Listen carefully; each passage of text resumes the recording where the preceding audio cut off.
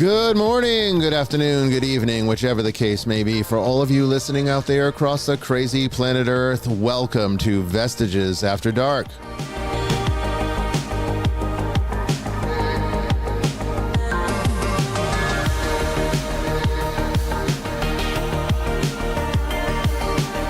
And I'm your host, Bishop Bryan Ouellette, coming to you live from the deep woods of western Georgia on this March 10th, 2026.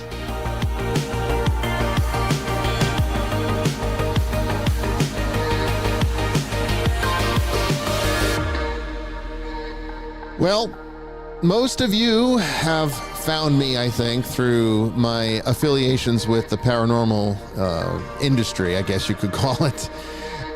So we get a lot of requests for a show on the paranormal. We don't do actually a whole lot of those, but tonight you got one. So we're going to be talking with the Black Wolf Paranormal Group, one of the representatives, and she's going to talk about responsible paranormal investigation. That's tonight on Vestiges After Dark.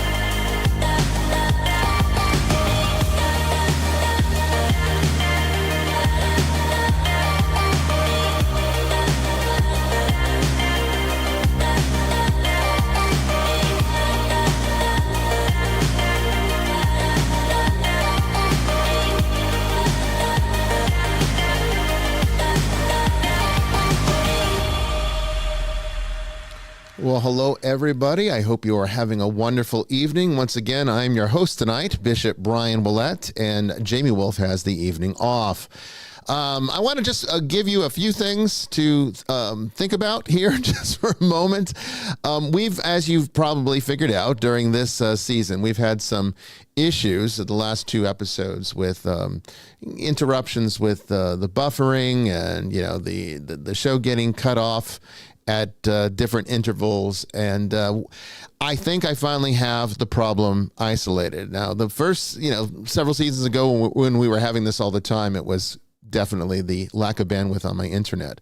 But that's no longer an issue now that we have fiber and we have 2 gigabytes up and down. So it's not that. It was definitely, it seems to be a partial software related issue. Well, actually, it's all a software related issue, just 2 different types of software. The drivers were really old. I didn't realize that the system, when it was saying that I was updating, wasn't actually updating the drivers for the GPU. And so they were extremely outdated, several versions behind. And the GPU is what we need to be working optimally for this show, because we're sending out a simulcast to different parts of the internet, and each platform has its own requirements. And that was the other issue. There are settings in the simulcasting service that prevents or allows, rather, you could say, different types of variations within the feed to accommodate the different requirements of each platform for a simulcast. This had been somehow changed with one of the updates, and nothing was, of course, said about this. Or if it was, I did not notice it. And that had to be changed back, and the right settings needed to be applied. But just out of an abundance of caution, tonight we did not even attempt TikTok. That's a difficult one to work with, even on its best day. So I didn't even attempt that one. We'll do that one next time. And I also am not simulcasting to Twitch tonight. That's not a big platform for us. I think we rarely have more than one person viewing from there, and only for a short time. It's almost not worth it. So why spend precious GPU on a platform that isn't really bringing in a whole lot of an audience? It's mostly for gamers anyway. They're not going to be really interested in what we talk about here on this show. So I thought, you know what, we'll try this. We'll try it this way and see how this works. And we're going to hopefully on this show have a good one. And because we have a guest tonight, brand new guest, in fact, I want to make sure it is working optimally. So right now we are simulcasting only on YouTube, Facebook, and Instagram. And of course, the audio only version will come out about 15 minutes or 20 minutes after the live broadcast. And of course, it's forever archived on YouTube. So lots of ways to watch it. And that's the last resort. Unfortunately, the last resort, if we can't get this figured out, if this doesn't work tonight, the last resort will have to be converting the podcast into a pre-recorded show. I really want to avoid that. I know a lot of you want to avoid that. I know even though the majority, like the vast majority, 95% or more of our audience only watches or listens to the show on demand after it's aired live. The live audience is very small. It's still a live audience that has gotten accustomed to this, has been an integral part of this, and the live interaction, I think, is important for this show. It kind of makes open lines, open topics impossible if you're not doing live, right? So it takes out one of the most popular shows that we do. So I have to try to figure out a way to make this work. I think I have it tonight. You guys let me know if there's buffering, but we're going to make this work, okay? We're going to figure out a way to make this work. Joining us from Australia, we have Father Chris Yates tonight. How you doing, Father? Yeah, I'm good. Good to be with you. You keep me on my toes. I had to check the YouTube feed to see that you've changed your clocks. Yep. So I put out an announcement on the Nicolay Network. Hopefully, I don't know if you were sleeping, but it was there. Hopefully, you caught it.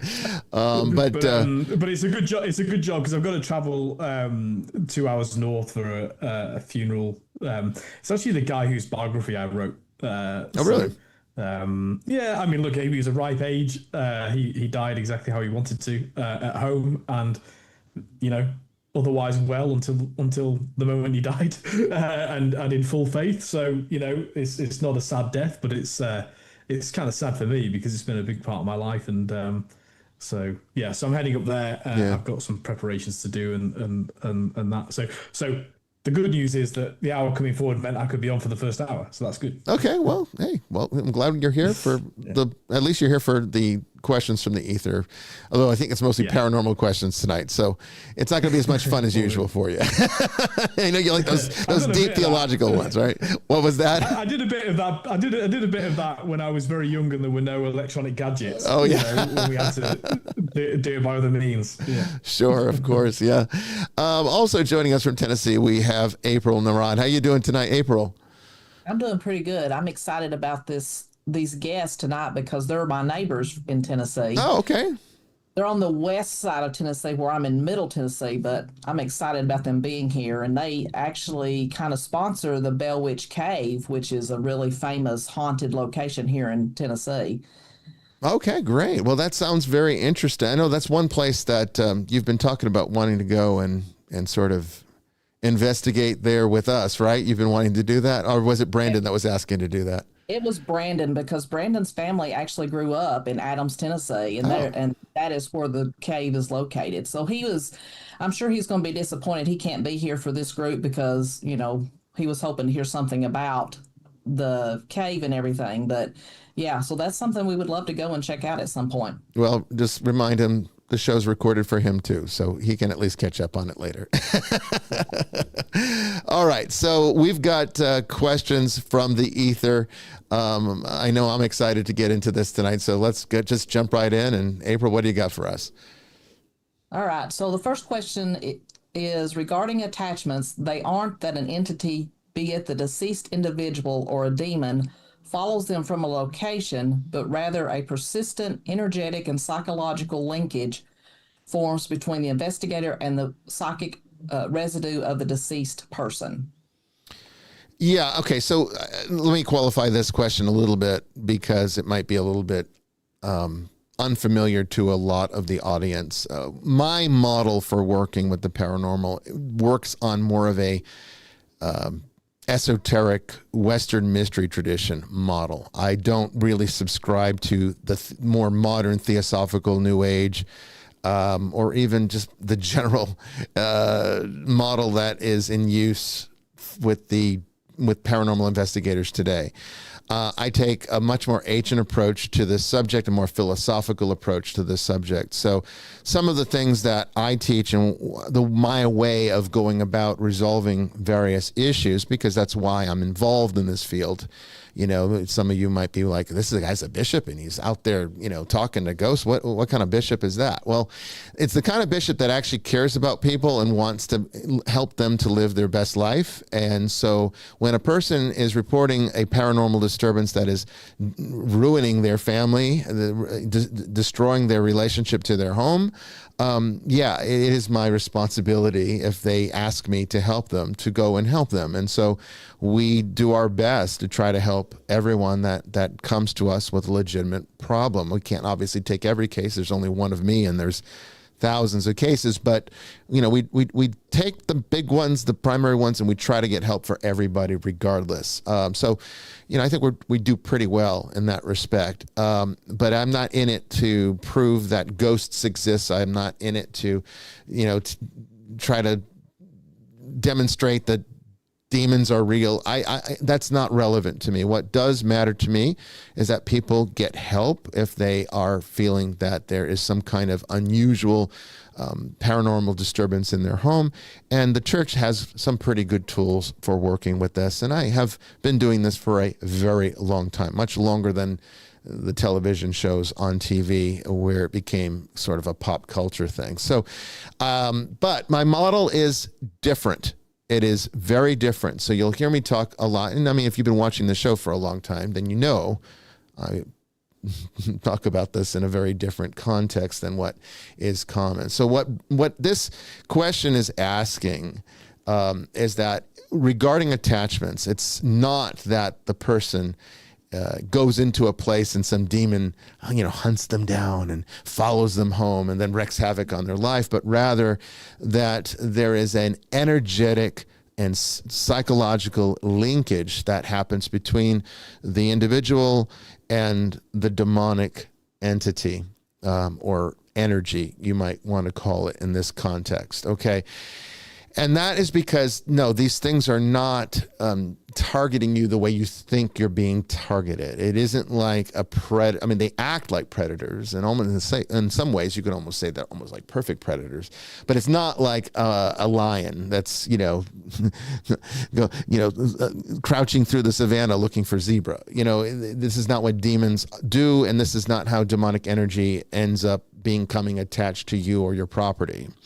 The way it works is a very basic, and this is again, my Western mystery tradition and esoteric background coming out. It's the law, the primary law of all laws: like attracts like. Energetic forms of similar structure and frequency will be attracted to other forms in that same frequency. And so what this means is, what this amounts to is, that the more like the entity that attaches to you are, the more likely that connection is going to happen, or the stronger that connection will be made. And so this is very important from a Christian theological context, because when you look at what the church teaches about how demonic possession, oppression, and obsession happen, it is usually linked to some dabbling in occult practices, a sinful life, or maybe being even the victim of a sinful action, which in many cases can be abuse of some kind. Usually child sexual abuse is a primary factor when it comes to demonic possession. We often find that in the background of people with this problem, and when it's confirmed to be genuine. So sin seems to play a big role in this. However, there have been, very virtuous saints that have had demonic attachments. They don't necessarily progress into possession, but they are still attachments. And then so you've got to ask yourself, how does this happen? Okay, well, there's two ways in which demonic forces will attach you. Now, the vast majority of them are going to be in the category of wrathful spirit, or one of the there's 4 categories. We've talked about them before. 3 of those categories are the most common: elementals, wrathful spirits, and thought forms or egregores, telpas. Okay. Now those 3 categories are entirely energetic associations. So the lower your frequency, they're already operating from a low frequency by virtue of what they are, which is why it's a disturbance. It's not like, boy, this is the greatest paranormal experience I've ever had. No, it's usually making you sick. It's usually wreaking havoc on your family life. All these other problems that can come up when there's some type of demonic attachment at work, within a person's home, or within themselves or a family member. These things are attracted and then therefore attached to that which is similar to themselves. So the lower your frequency, the more you're going to attract low frequency things. So if you are a person that harbors a great deal of negativity, engages in a lot of sinful activity, and by sinful activity, I'm not necessarily talking about, a licentious sex life, although that might be considered sinful in the moral sense of the term. And there's certainly a lot of harm that can come from that kind of lifestyle. It can really just be like, if you're just a evil person, you're going to be operating at a very low frequency, and therefore spiritual forces or incorporeal beings are going to sort of be attracted to you like a moth to a flame kind of thing.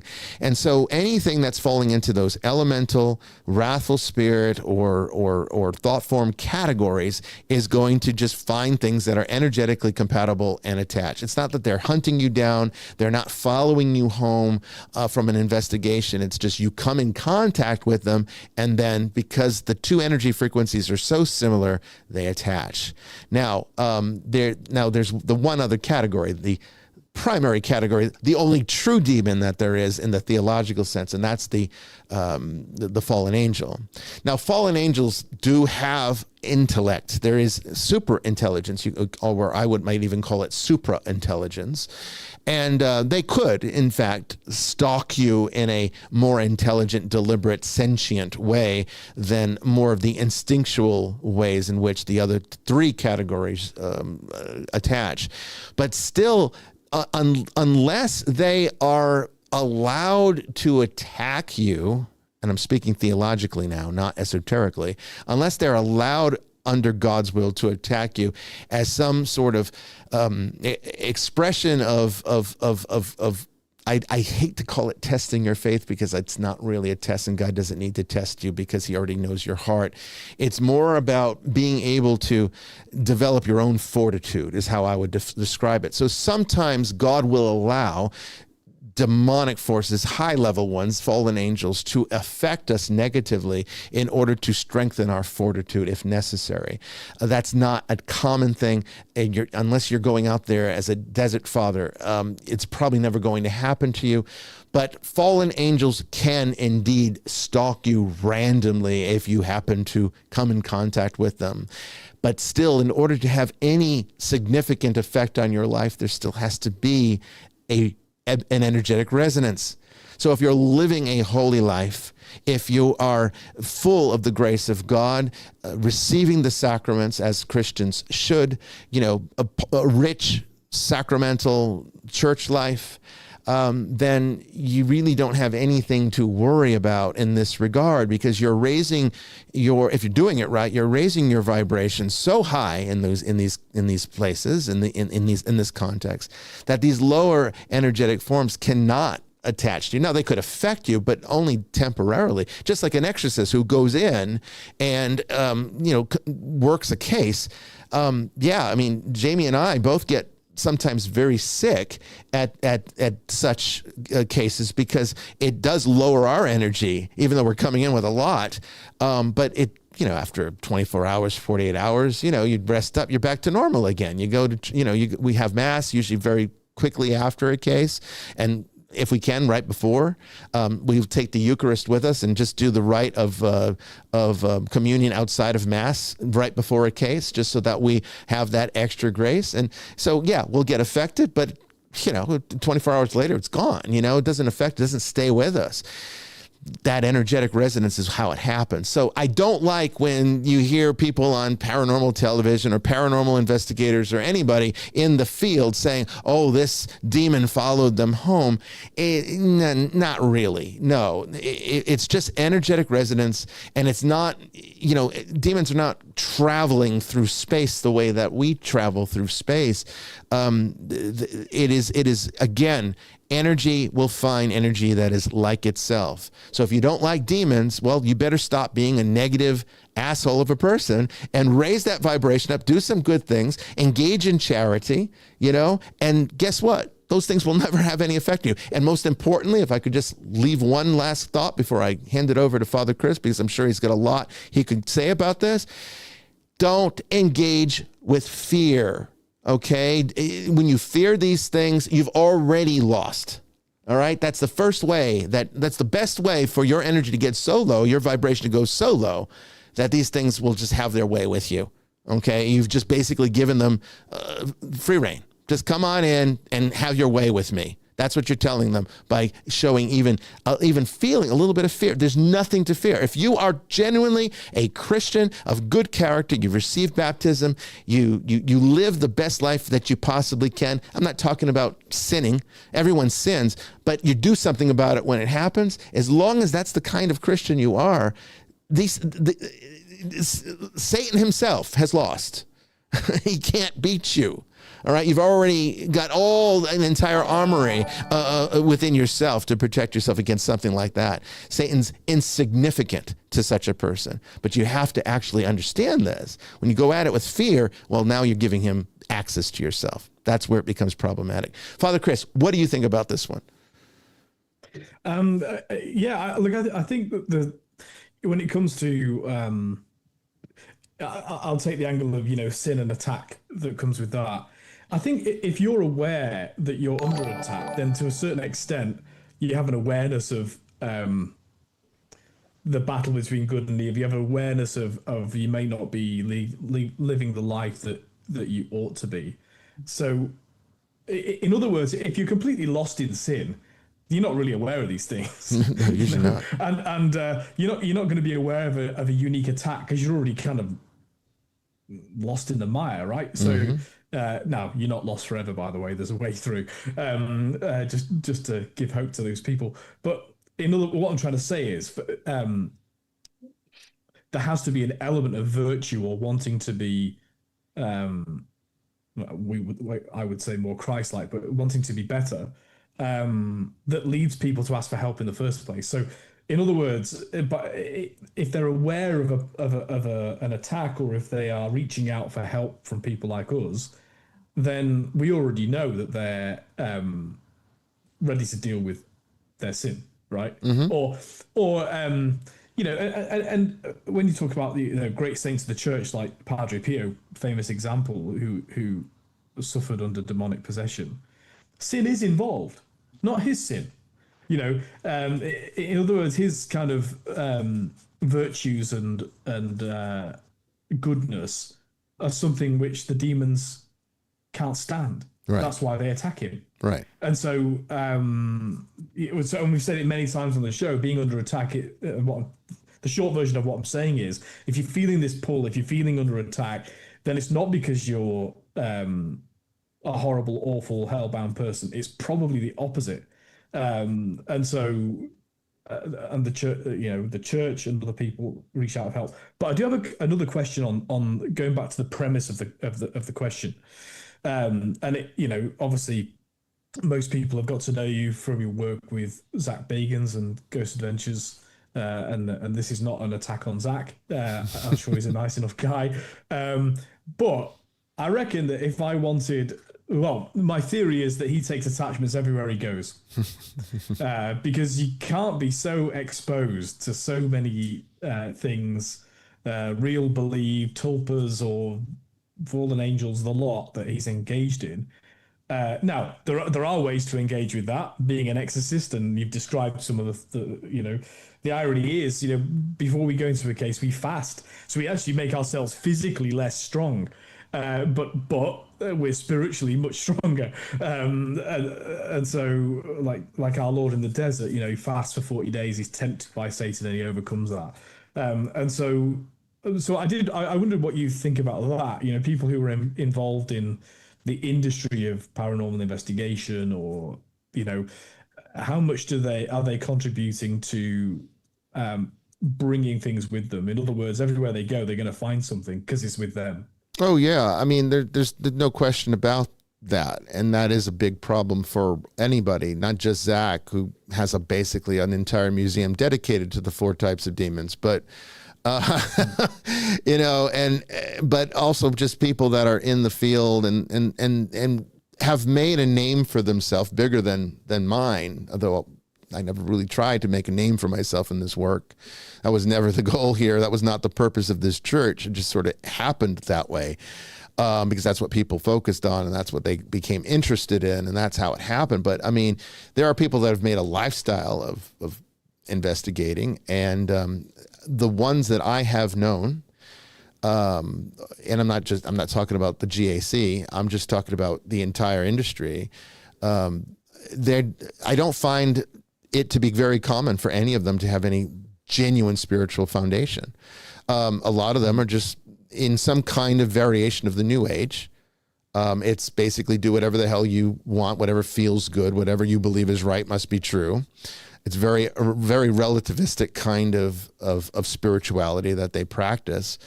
And it's kind of just, so haphazardly put together that there really is only placebo effect left if any protection can come to them through any of the things that most of these individuals will do.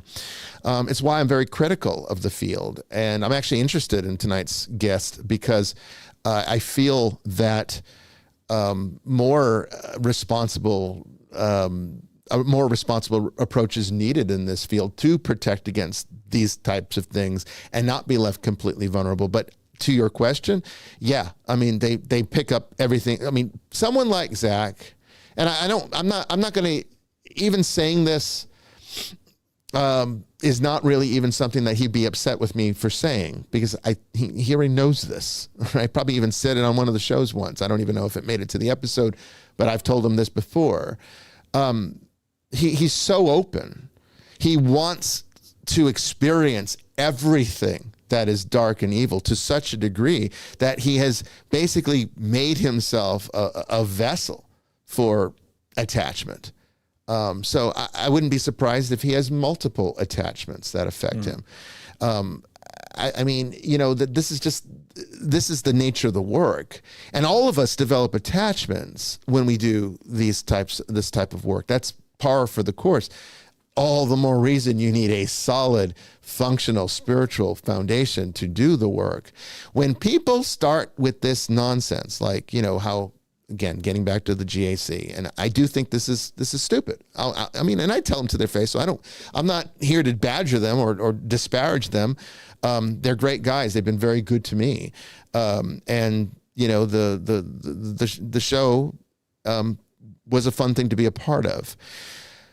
And I think we helped some people through it. So, it's been a good thing for everybody around, I think.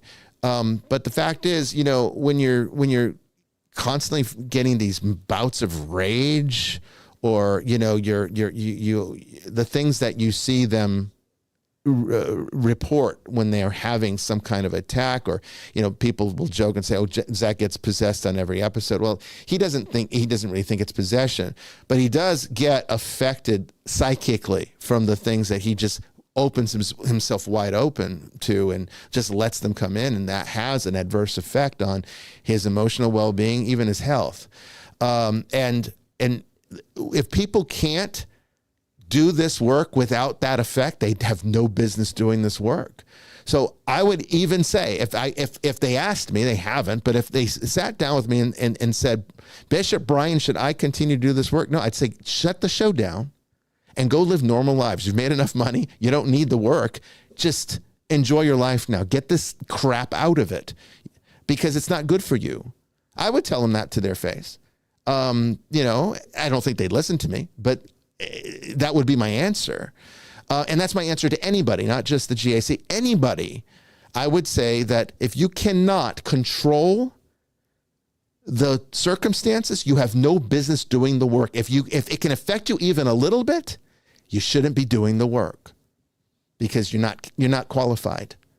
Not that you're not skilled. But moreover, even if, you know, I mean, obviously you and I have a different aim when we get, you know, we do. Our aim is actually to liberate people and to help them, you know, detach from these things and to have a healthier, positive, you know, life. Yeah.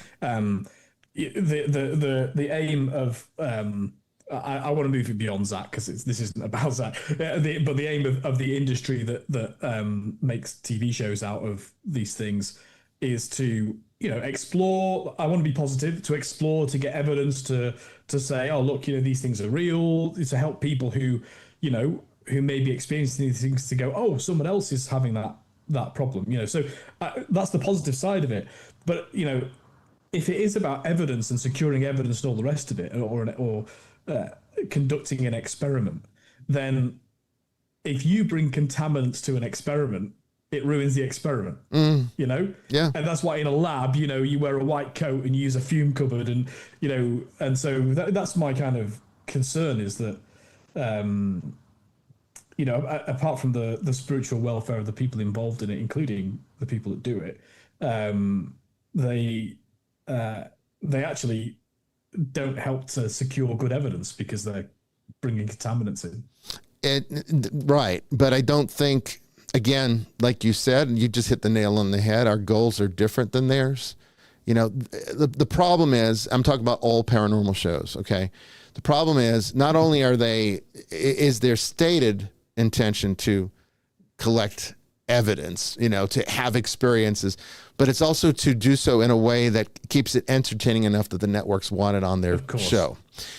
And it's edited that way too. It is. And so it has to be. We understand that. There is the added burden that if you're not interesting, if you're doing, well, let's just put it this way. If you're doing this work right, you're going to be boring as hell to watch. Yeah. So that's not going to be good for the entertainment industry, right?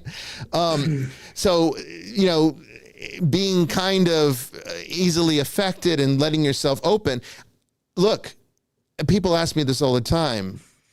Are they faking it? You know, and I can only speak to Ghost Adventures because that's the only team I've ever worked with professionally, as much as I have. It's them, other than my own group that I run myself, which is very different than the way the GAC operates. GAC is the only group I've ever worked with, okay, other than my own. And you know, people ask me, are they faking it? No, they're not. What you see there really happens, but they're opening themselves up so it does happen because it makes good television. You know, they want to be affected. They want to be adversely affected. They want something bad to happen. They do. So that it gets a shocking result. And that's not really, it's good television, but it's terrible paranormal investigating, and it's not really good for helping people. You know, I think the show, even though I became a part of it after they started going into houses, I think the show was better when they went to actual haunted locations and just did that. You know, with the you know, remember the what they call them, X cameras? They put these X's down and they had a camera up. They locked themselves in. They couldn't leave the building. You know, the early days of the GAC, I think that was the best stuff because in those days, it was focused on truly collecting what they could find. I think that gets old after a while, and networks start to put pressure. I mean, I don't know this, I'm speculating, but I know a little bit about the industry from being involved in it on several levels, and I can tell you how producers think, and I know how networks think. And these networks don't give two shits about helping people. They don't give two shits about, you know, making sure that, you know, that investigations are done properly. They just want good, entertaining visuals, and so they've had to change their approach in order to, I think, accommodate the industry. Not because they wanted to, but there would be no show if they didn't. And that's the unfortunate reality of it. But is it fake? No, they're not faking it. You have to meet demand. They have to meet the demand. Right. And their purpose is to put a show out there. It's not really even collecting evidence. It's really to put a show out there. That's the real motivation here. You know, and that changes the dynamic. Not because they're faking it. They're not faking anything. At least in my episodes, I can't speak to all of it because I've only been a part, 9, 10 episodes. But I can tell you that what I saw was all genuine. Everything that happened with what I was involved with was genuine. But they absolutely do, I think, lower their own protection just so that there's a greater chance of something happening. And I think if they're doing it, I think other people are doing it too. I don't think it's unique to the GAC. I think the entire industry is flawed in this way because it's about television. It's not really about investigating. But yeah, I don't know. I mean, maybe someday he'll come to me and say, you know, I need you to help me clear all this shit out. And you know what? I'll get in a plane and I'll go out there and help him. And hopefully, you know, he won't go back to it if he ever asks for that kind of help. I don't know if he even needs it or if he even wants it, you know, but I can tell you that it's not healthy to do this work and be that vulnerable. It's just not. That's my position on it. So that's a long answer for a short question, April. What's our next one? I think it was a thorough answer, though. I think so. It kind of goes in tonight with our guests later on. So I think it's a good question. Yeah.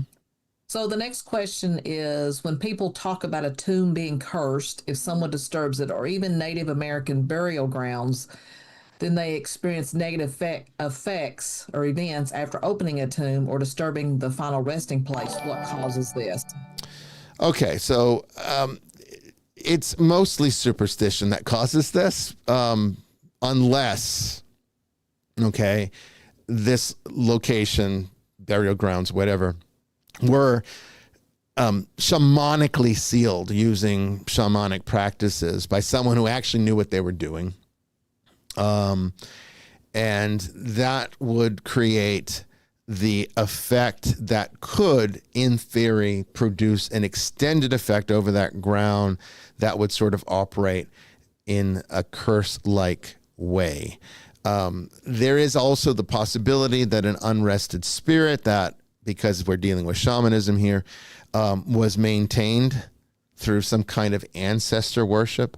That if this unrested spirit is still cohesive enough to affect the phenomenal world, that disturbing what he sees as his territory could result in a negative effect. That could happen too.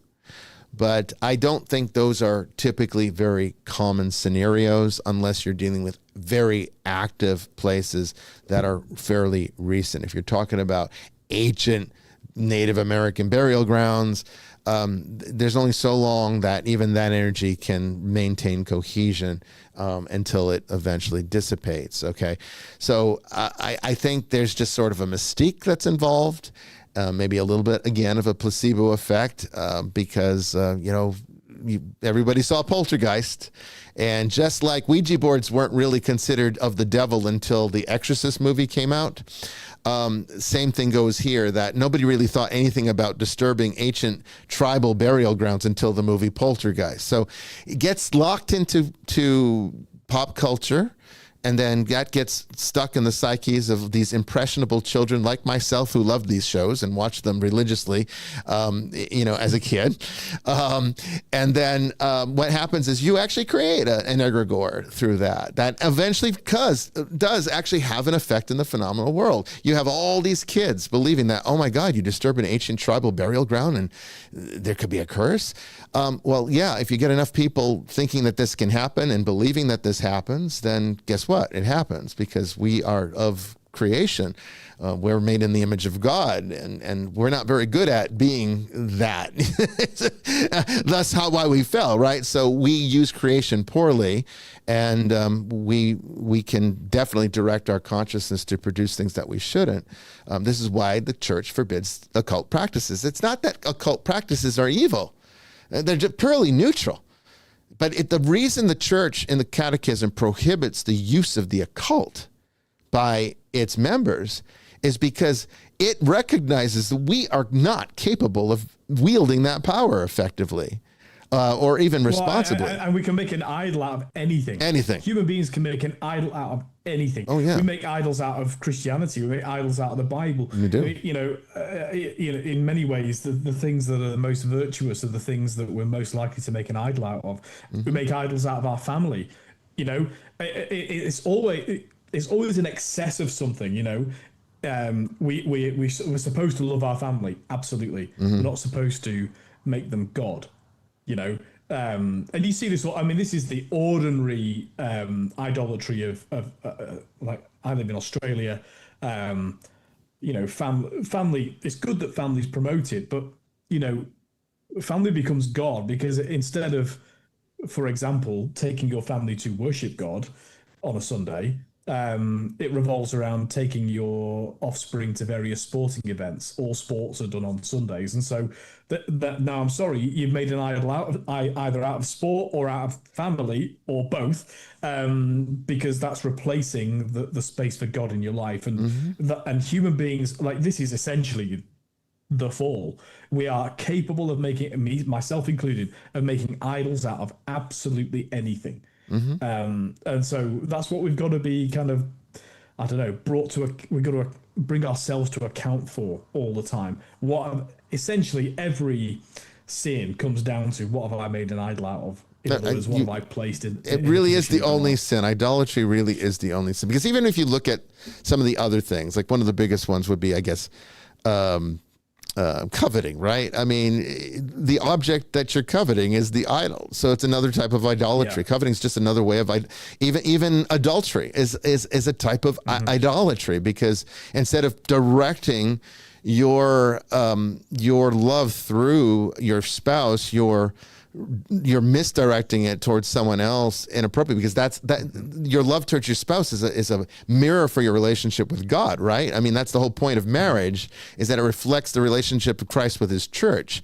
And when you violate that by cheating on your spouse, well, then you're altering that arrangement. It's a type of idol again. So you're right. Idolatry is really the only sin. Yeah. I go back to, again, the premise of the question. There is a reason that we we bless graves before people are buried in them. There is, I mean, even in the scriptures, Jesus said the very stones would cry out, that he's the Messiah. Mm-hmm. There is a sense that, we don't believe that the earth is conscious in the way that human beings are, but, we are allegorically formed from the earth. Well, we are formed from the earth, stardust, right?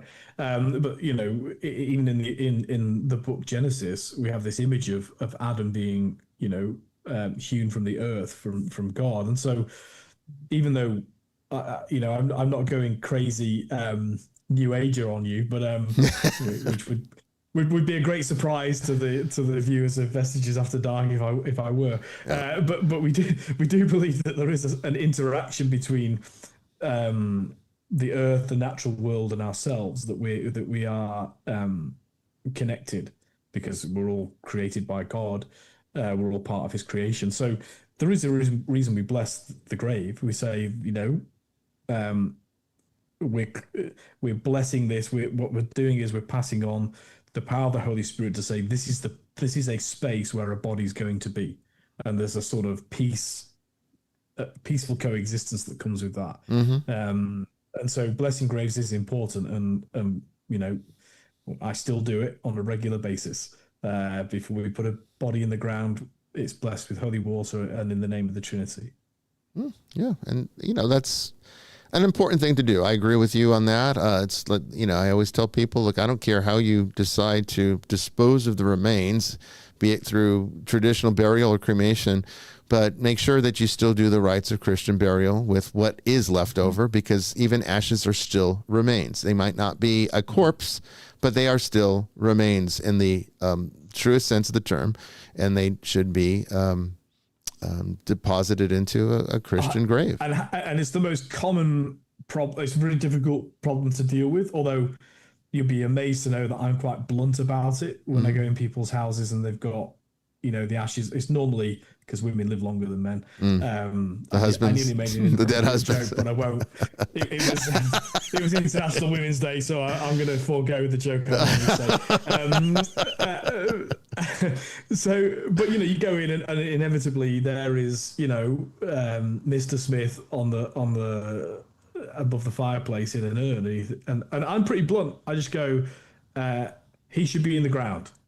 I am too, because I think it's not helping. People dance around the issue, and look, it's harder for family to say. I think we should really scatter Dad's ashes.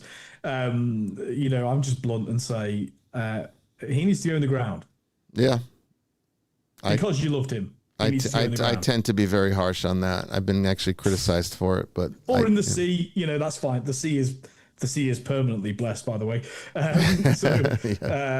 It's been hallowed by many a bishop over millennia. So don't worry, scattering ashes in the sea is okay. Mm-hmm. Yeah.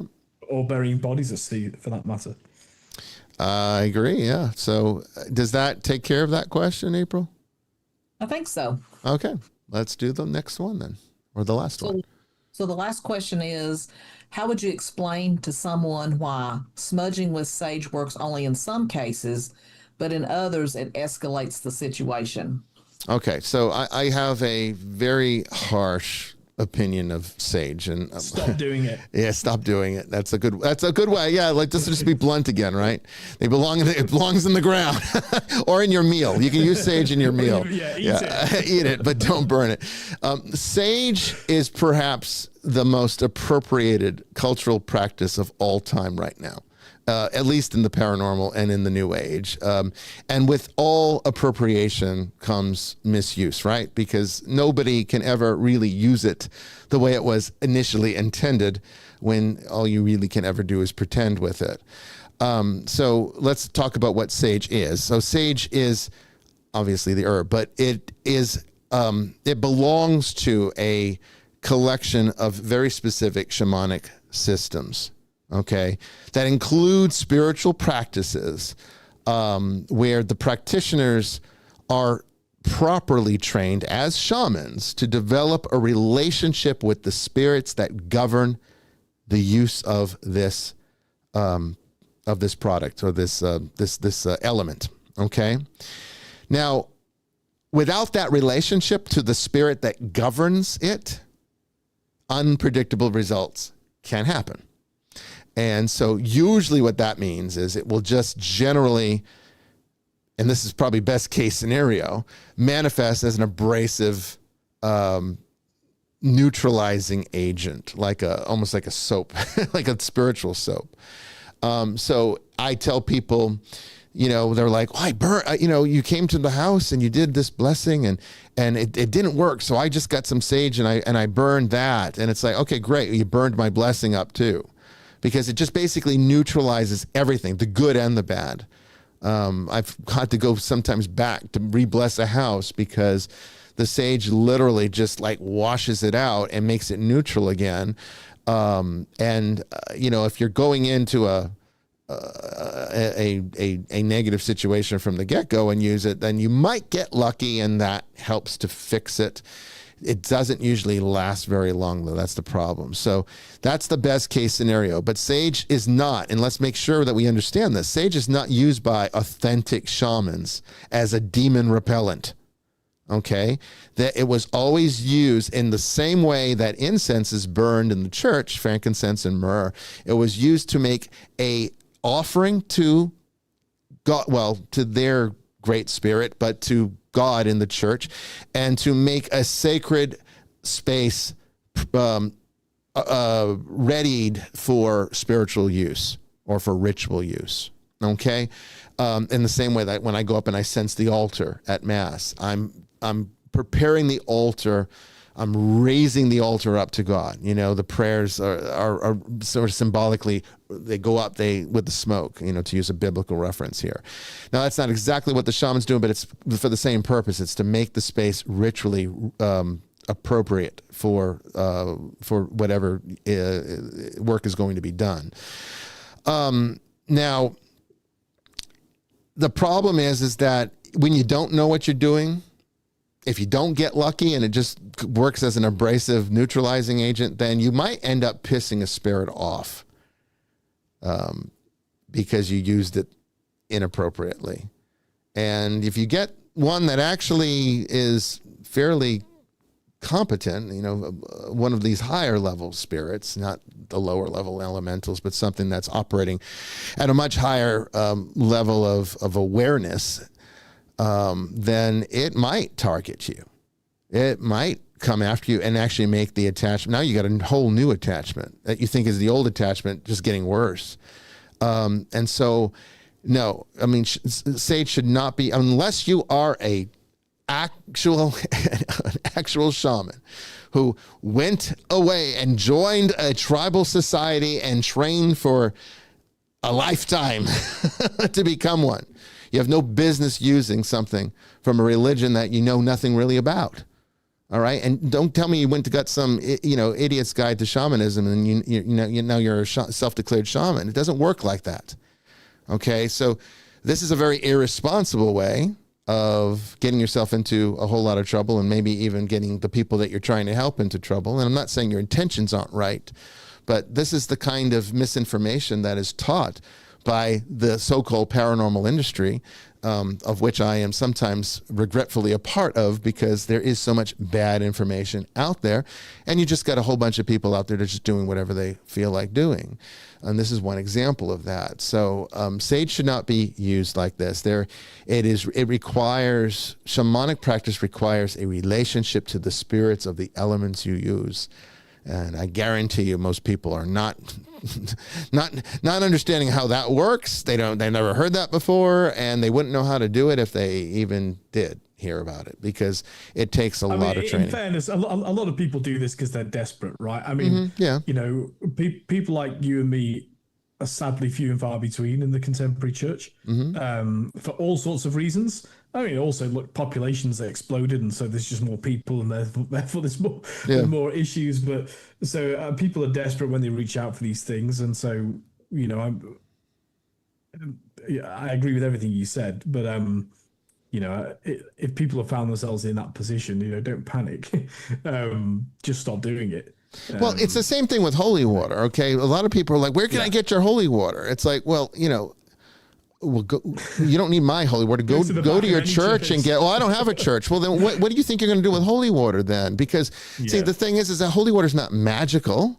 It's not a talisman. It's not. It's an expression of the faith you should already have.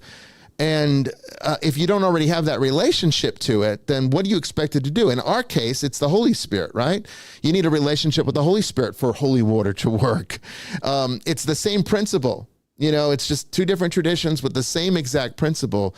And so, no, I don't just hand out holy water to whoever wants it, because I very well know that a person that doesn't have any relationship with the Holy Spirit's not going to get any benefit from it. The relationship has to come first. Then the sacramentals start to do wondrous things, but only until that relationship exists, because it's the relationship that makes it happen. It's not the object. Again, talk about idolatry. That's just another idolatry, right? And we do, like Father Chris said, we make holy things.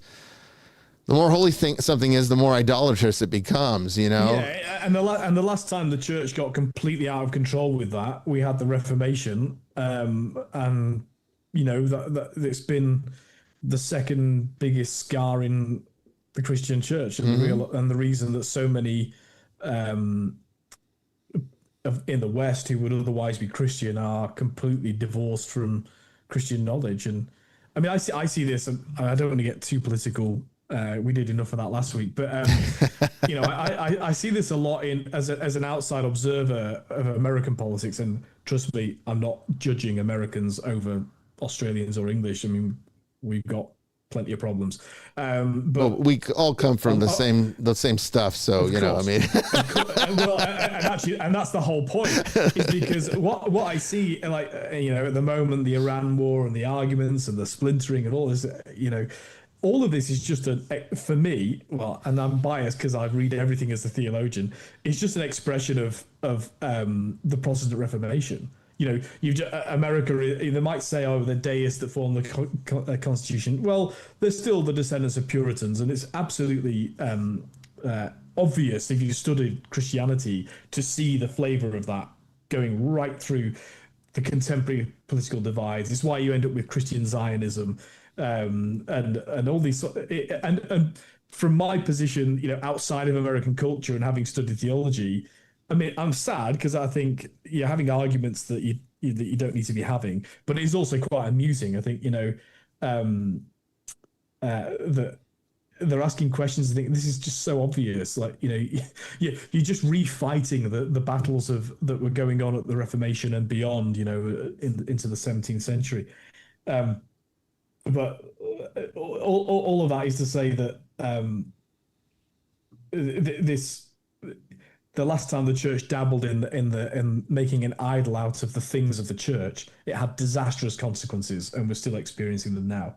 So that should just be a little bit of a warning for people who want to use things out of context. It never ends well. Never ends well. The church does it. Well said. Well, Father, thank you for being with us for the first hour. Good luck on your trip. Thank you. I'm sorry I've got to run away. And I'm sorry I don't get to chat to you. Hey, life happens, right? You got to take care of things, okay? But we'll be okay without you. I'm sure you will. I will be listening. I'll be listening on my way. Okay, well, very good. We'll I'm sure we'll have a good discussion over the next 2 hours. So, feel free to call in if you want. All right. So what we're going to do here, we're going to take our break. But before we go to the break, I just want to mention that because two things real important. I should have said it at the beginning of the show, but I forgot. Our email, office@nicoland.org is not working. I don't know why, but I do know that the server has reported lots of issues, and they are claiming to work on it. We'll see. But right now, if you need to email the church, or if you have emailed the church, office@nicoland.org, it probably did not get to us. In fact, I guarantee it didn't. So use our backup email, hmoed@live.com. If you need to reach us, that's hmoed@live.com. That one works.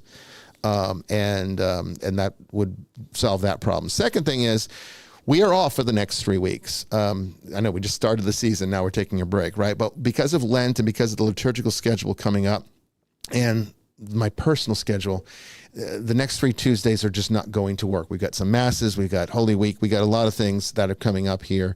And it just sort of fell that way. So we're not going to be, our next live show will be April 7th. Okay. And I've got a brand new song that I just put out for release that I was going to share with you next week, but I realized, wait a second, there is no show next week. So those of you who were gracious enough to spend the evening with us tonight on this show are going to get the preview of this brand new song that I wrote. This was a very hard song for me to write. This was the hardest one I've ever done. And the song is about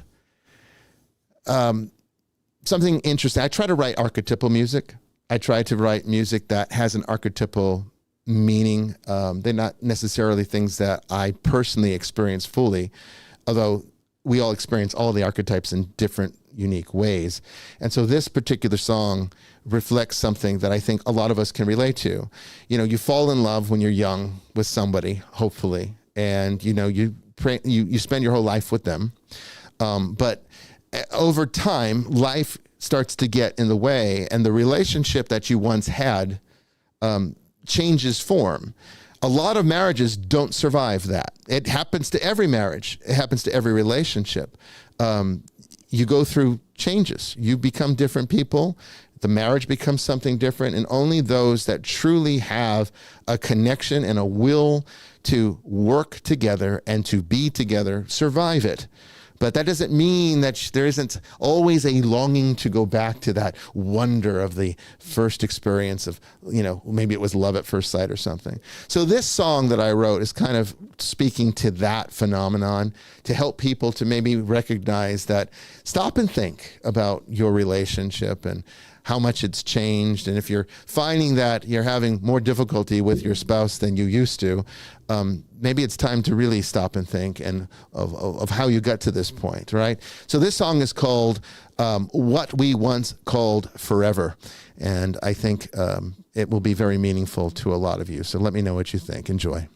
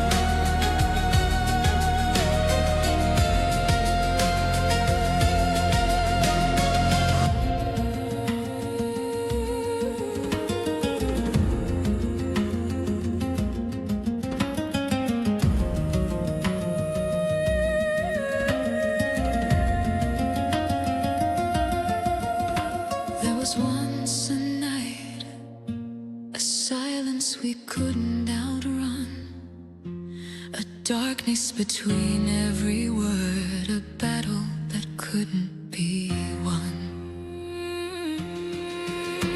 There was once a dream, a whisper we dared to conceive, a vision beyond what we were, a world waiting for us to believe. Cascading moments, trying to remember what we once called forever. What now is gone? What now is gone? What now is gone? What now is gone?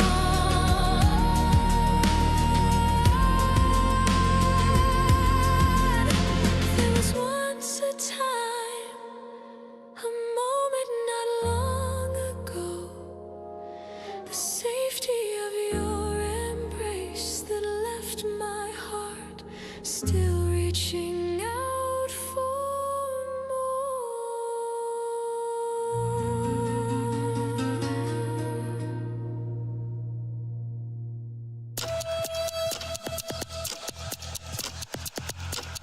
Are you afraid of the dark?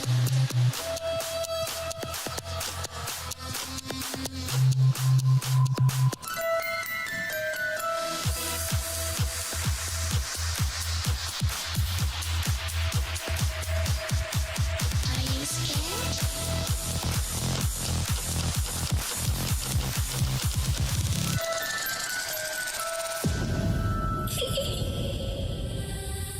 I can see you from behind. You can hear me in your mind. Run so fast as you can go. Time will catch you before you know.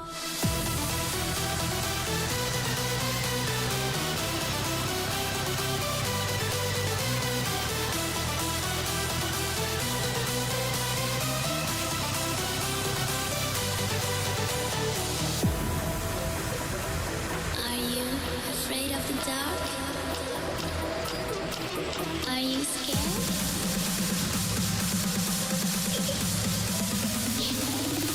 I am you.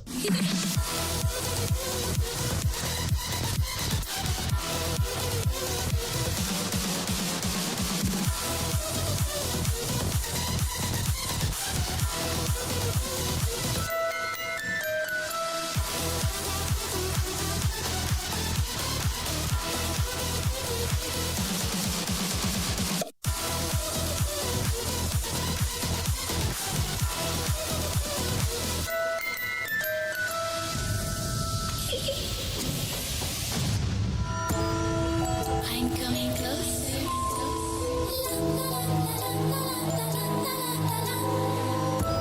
I will catch you. The time it goes tick tock, tick tock, tick tock.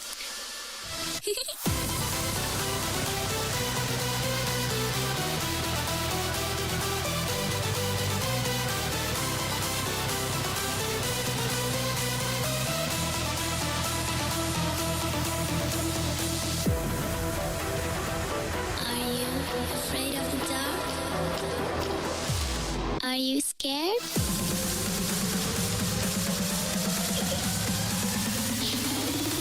I am you.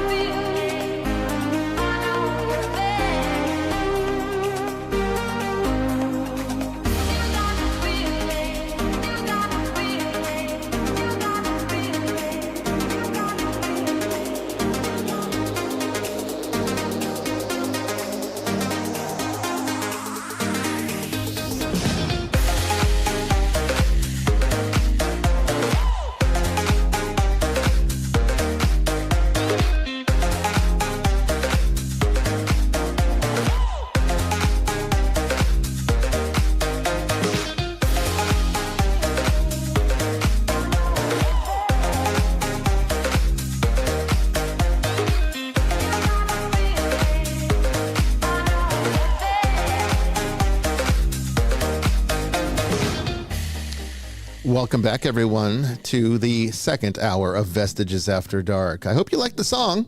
I hope it spoke to you. It was hard to write, actually. I spent a lot of time on the lyrics on that one, getting it just right. But it should release a week from tomorrow at midnight in your local time zone on all platforms, so Spotify, iTunes, all that. If you're interested, go look it up. We're getting ready now with our topic tonight on responsible paranormal investigation with Black Wolf Paranormal. So you don't want to miss this one. Don't go away.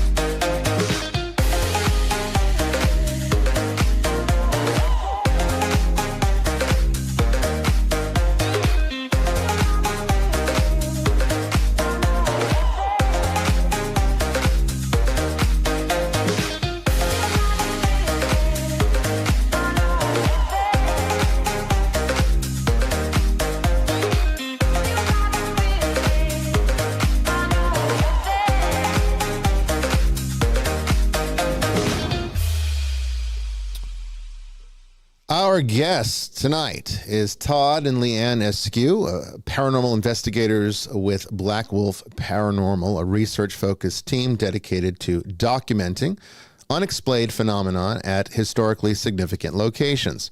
The group conducts structured investigations using environmental monitoring equipment, audio and visual documentation, and historical research to better understand reports of paranormal activity. One of their primary research sites is the Bell Witch Cave, one of America's most well-known and enduring paranormal locations.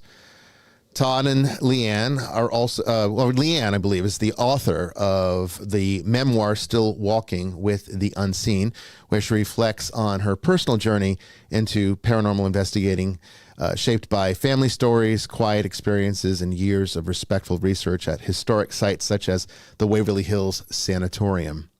Through both her writing and investigative work, she encourages a thoughtful and disciplined approach to studying the unexplained, one rooted in curiosity, documentation, and respect for the places and histories involved.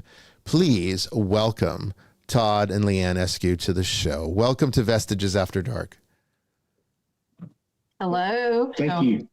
It's great to have you with us. And, this is an interesting topic to our audience. I think we get more requests for shows on the paranormal than any other kind. And I will tell you this, our audience is very concerned with responsible paranormal investigating, which is kind of the opposite of what they see on TV, I think. So it's nice to hear from people that actually care about this, and we welcome you with open arms here because of it. So let's just get started and start talking about your approach. So let's talk about Black Wolf Paranormal, how it started, and why do you do this? Go ahead. We started the Black Wolf Paranormal. I guess it's been 8 years or so now. We had a group of friends. We were guides at a local hospital here in Tennessee. It was Old South Pittsburgh Hospital and Paranormal Research Center. Okay. We were guides there for about 15 months or so, and developed this team and then kind of broadened out. There was a total of 12 of us to begin with. Oh, wow. That's big. Now, yeah, and we all went in different directions as time went on. Okay. And now we're just down to 3, and it's primarily Leanne and I and our good friend, Beth Allen. And she's kind of our team psychic. Okay.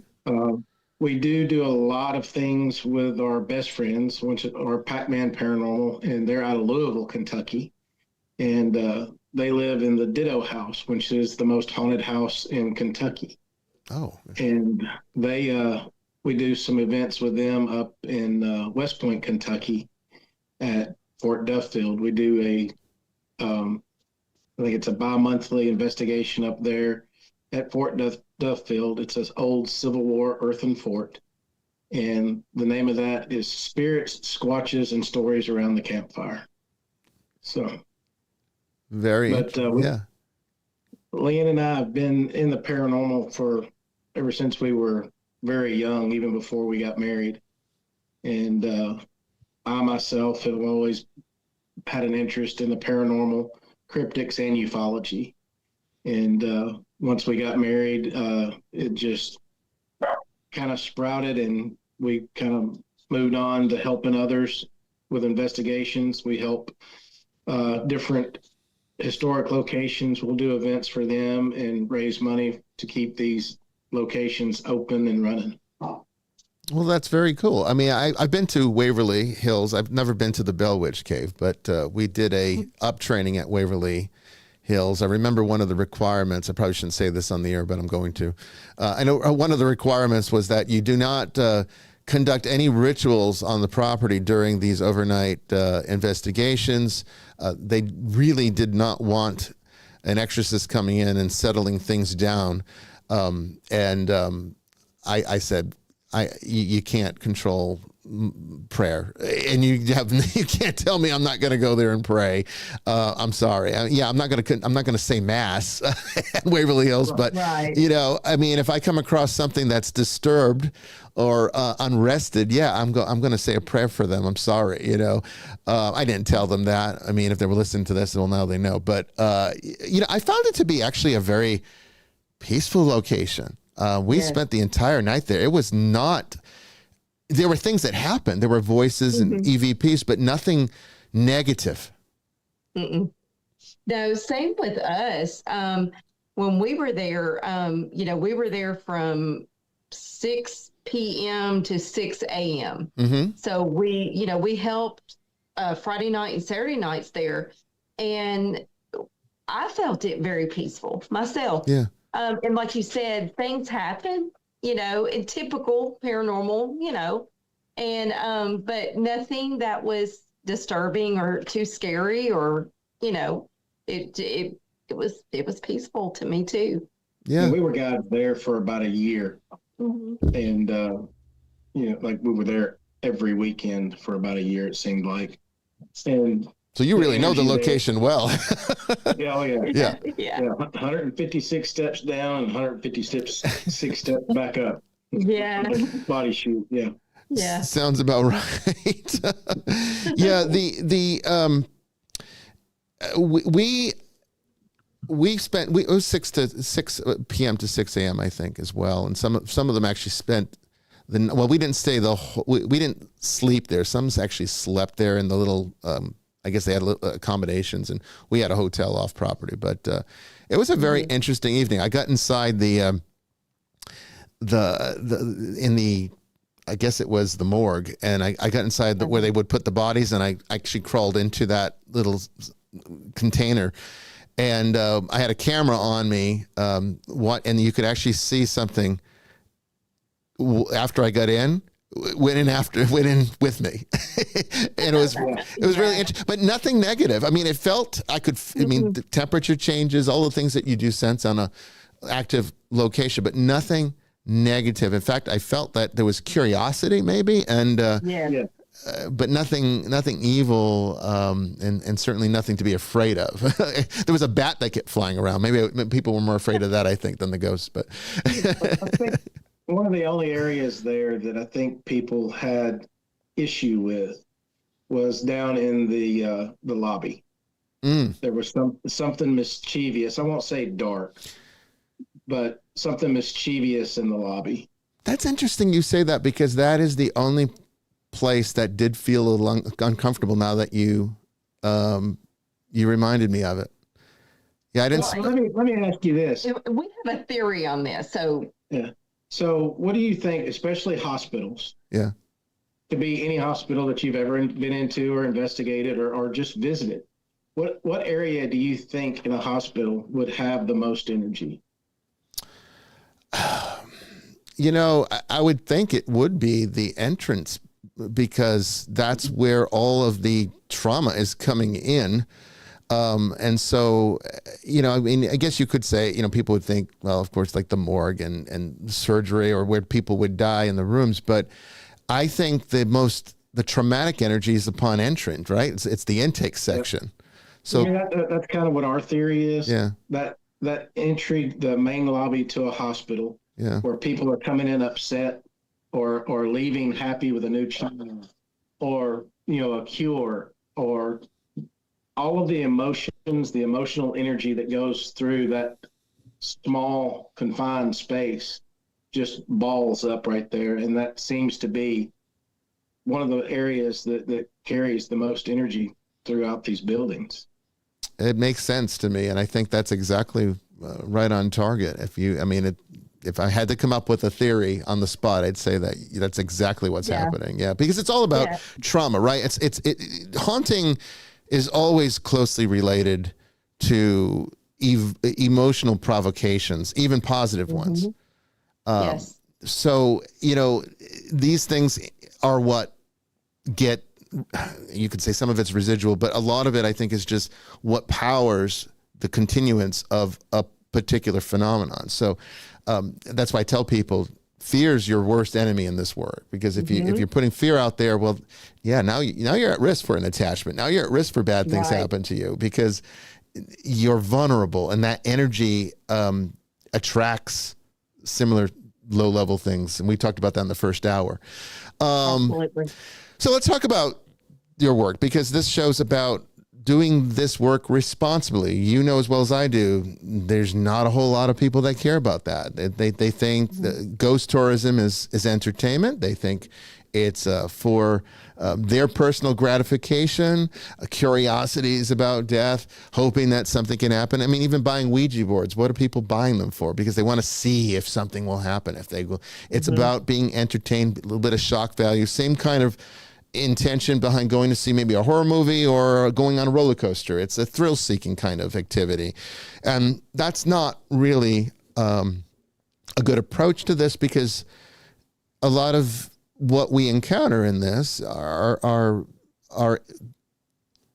people that are no longer alive, in many cases terrified, and you're going and turning them into a circus sideshow for your amusement, which is disturbing, when people think that way. So it's refreshing to talk to people who understand that, like yourselves. And so what's your approach? Like, how do you go about doing this in a ethical way, I guess is what I'm getting at. Well, for us, when we go into a location, and say we're doing an event, we explain to everybody, these are people.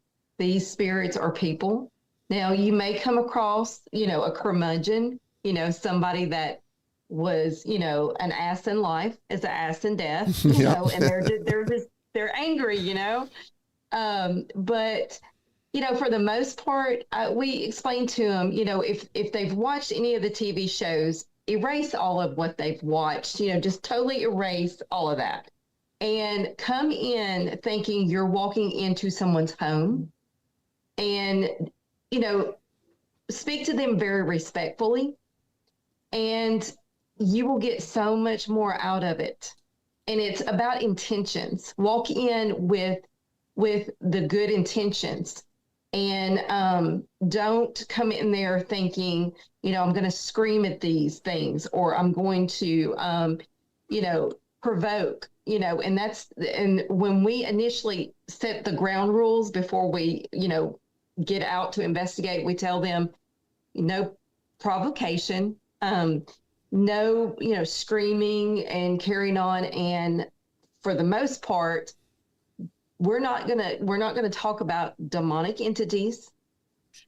We are going to go about this very respectfully, and and 9 times out of 10, they get so much out of it, from EVPs to having, seeing full body apparitions, and they're amazed when they leave at night. They come to us and they're like, this was the coolest thing that we have done. And they may have been first time, paranormal investigators, or we've had some that are seasoned investigators, and we all learn from each other too. And I've told the new paranormal investigators, I'm like, I could very well learn from you guys. So there may be something that you guys approach with a very cool concept that we've never thought of. So we're all learning, because this is definitely where nobody is expert. And we're still learning on this. And see, that's the problem with the field, is that I think it's got too many wannabe experts, or they think of themselves this way. Humility is far and few between, I find, in paranormal, in the paranormal world, which is kind of a sad thing, really, because you're right. I mean, ultimately, when you're talking about the actual scientific method of observation, we really don't have a whole lot of information as to really what's going on here.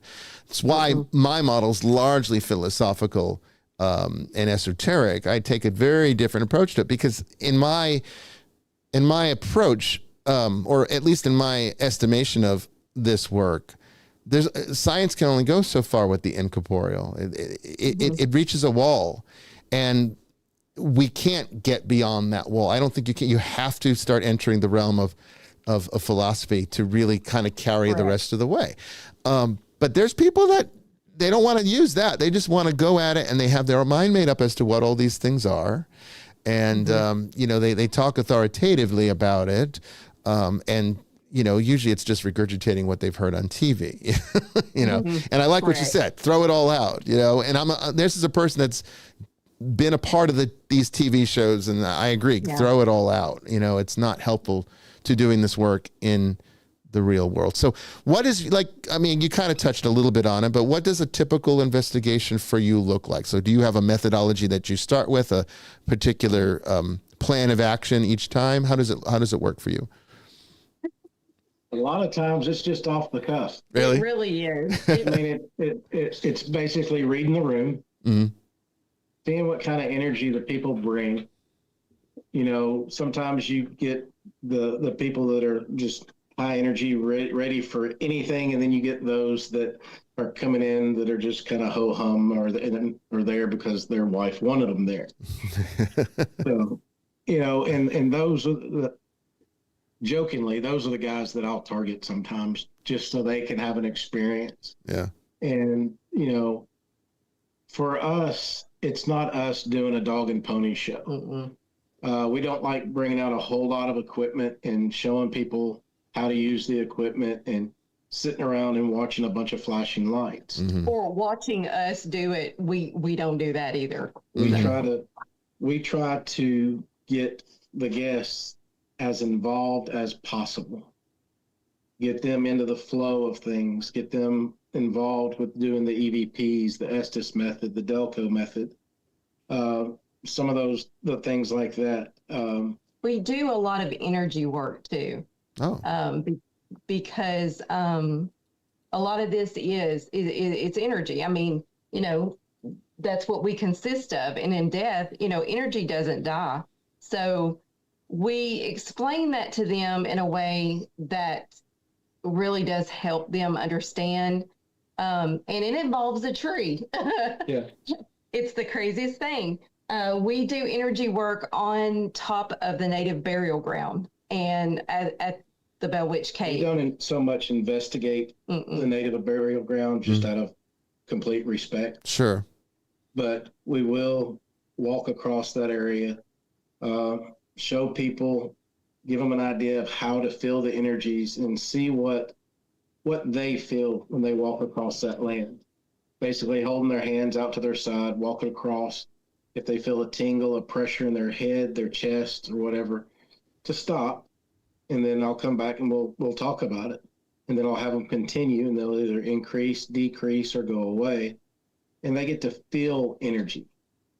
And then we'll go over to the tree and do a little bit of energy work on this one particular tree on the site. That is, I don't know, it jumped out at me one day, and I just thought we would try this experiment, and it's been a fan favorite ever since. So, but we do a lot of, like she said, a lot of energy work. we don't use a whole lot of equipment. If people ask us to bring out equipment, we've got it. We've got the REM pods, the bells and whistles. yeah, a lot of the bells and whistles in our bag, but we try to refrain from it and get people more of in the tune of feeling the energies and paying attention to what goes on. Because that's one of the things that, I guess it was last season, we were out on the property and we were talking about, how people focus on that 2x2 camera screen or those 4 little lights on that device, and they miss what's going on around them. As I'm saying this to the group, a couple of them were kind of paying attention to what I'm saying, and right out of one of the top of the trees comes this brilliant, bright blue fireball, for lack of a better term. Comes out of the top of one tree, across over in front of us, and into the top of another tree. And it's like, well, there's a prime example. Yeah. I mean, Yeah. And that was the coolest thing I've ever seen in my life, seeing this ball of energy. Yeah. It goes from the top of the tree. It does this arc and then goes into the other tree. And it travels a pretty good distance. And the people, we were on the back of the property, and there's over 100 acres that we investigate on that property, not just the cave. It's got a replica cabin. The Red River flows right next to that, and we have access to the Red River. And then we've got the back of the property. They call that the Haunted Dale, and that's where we were. And that area is the closest that you can get to the original Bell cabin and the original grave site. You can't get on that property. It's still owned by the Bells, and it's farmland. They farm that land, and but getting people out there on the back of the property, it's such a cool experience, because you see the things you experience out there. It's wild. We've seen shadows, we've seen bars of light, and we got confirmation on those bars of light what they are, and it's going to be in an episode that was filmed there that just blew my mind. And it helps when you get confirmation, because sometimes you feel like you're losing your mind when you're experiencing this stuff. Yeah, and sure. Me and Todd, we were talking, and we're like, we keep seeing these bars of light. What could that be? And we just threw it up there. We were like, it's got to be energy bars. It's energy. And ended up being these photons that were captured. And just, confirmation like that was, I love, just having that, to where I don't feel like I'm losing my mind. Yeah, validation's always a good thing, right? Right. For people that might not be terribly familiar with the background, what is the Bell Witch? What's the history there? Why is it a significant location for investigating? Sure. Well, it's a lot of folklore is what's gone into it. John Bell moved there in 1804. He moved his wife and his family there. They purchased about 320 acres along the Red River. Trying to go off memory here, so bear with me. Oh yeah, sure. They lived peacefully for about 13 years. In the summer of 1817, they started hearing weird noises and having odd experiences in the house and around the farm, where they were seeing different kinds of animals, a dog with a rabbit head, hear sounds of chains and clawing at the walls in the cabin. It was a lot of the brunt of the Bell Witch happened to the youngest daughter, Betsy Bell. She was terrorized with beatings that left her unconscious, her hair pulled, and many different things. The notoriety of the unseen force spread throughout the county. and there were people that would come around from all areas, and hoping to see and witness what was going on at the Bell farm. The Bell Witch, as it became known, took credit for the death of John Bell by poisoning in December 20th of 1820.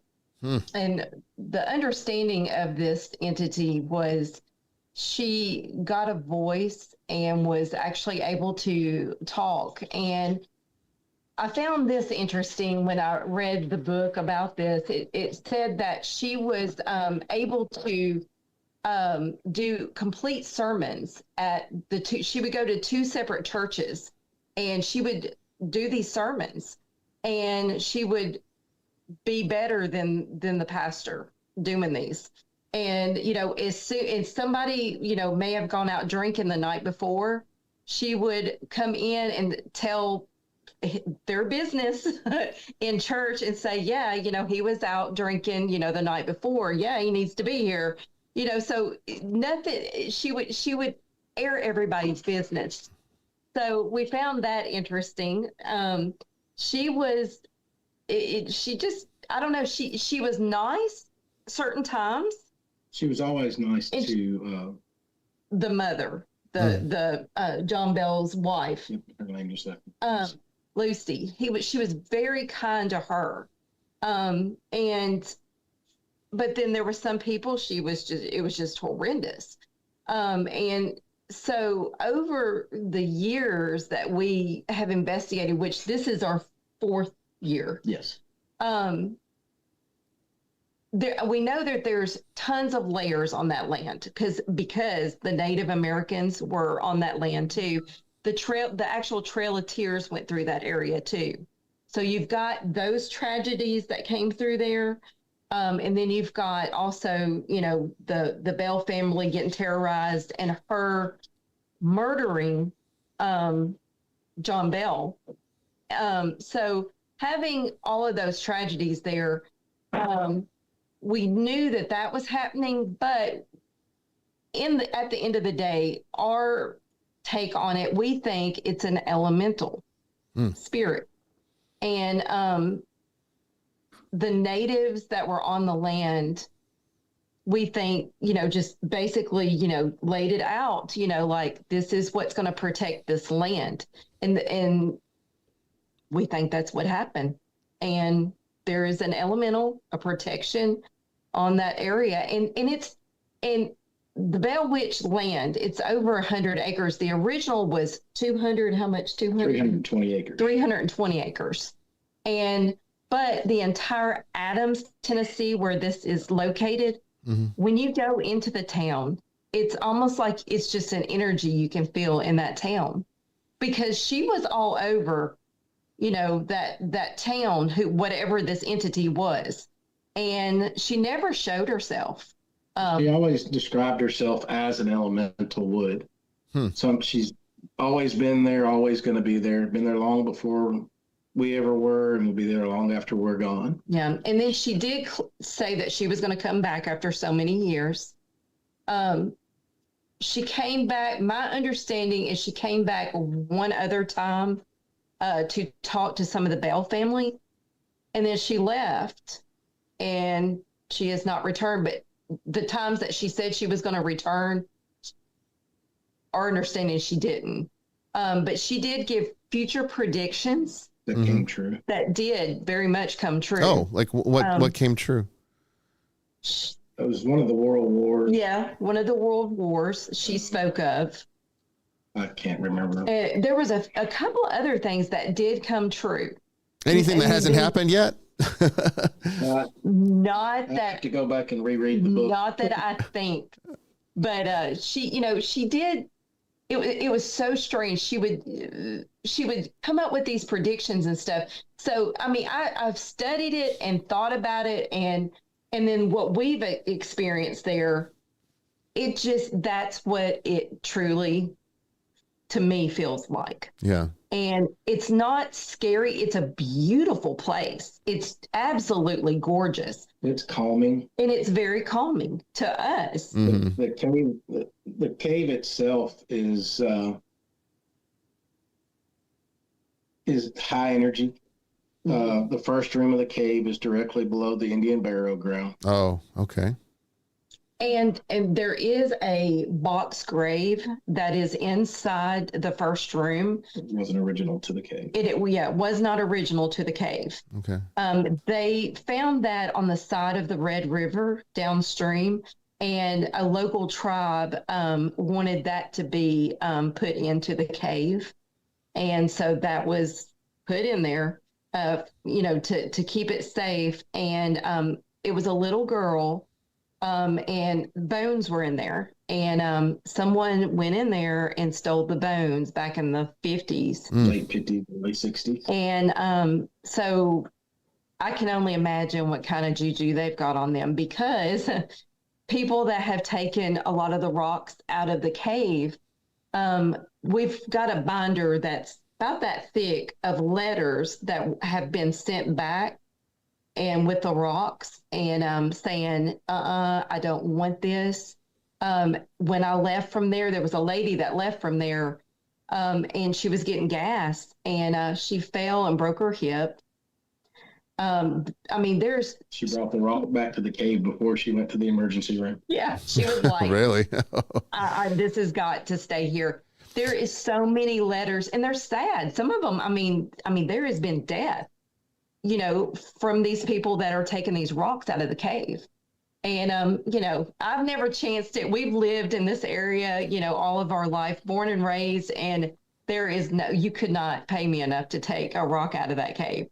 We've had cases similar to that with the Hawaiian, some sacred places on the Hawaiian Islands. People take lava rocks back with them because they look cool. Bad things start to happen, and then they call us and say, "Oh, what I say, get back on a plane and bring it back." That's what you got to do. Yeah. Yeah. Last time I was there, right outside the airport, there is a big pile of lava stones, to where people hear that before they get on a plane and go outside and drop them off. Mm-hmm. Once they get back to the airport. Yeah. But one of the unique things about the Bell Witch is Tennessee is the only state to recognize a person's death to the supernatural. And that was the Bell Witch killing of John Bell in December of 1820. Oh, interesting. So there is, it has a basis in the historical record. So it's not all folklore. That's interesting. Yeah. There's a theory out there as well that President Andrew Jackson spent some time in Adams. It's not in any of his diaries, but it's kind of one of those things that's been passed down through the years. And he's quoted as saying that I'd rather face the entire British Army than to spend another night with the Bell Witch.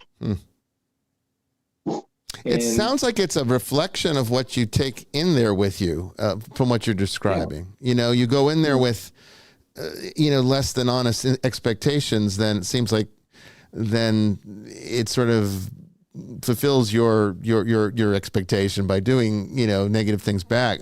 But it seems like if you go in there with honest intentions, then it sounds like you have a good experience, because you're not.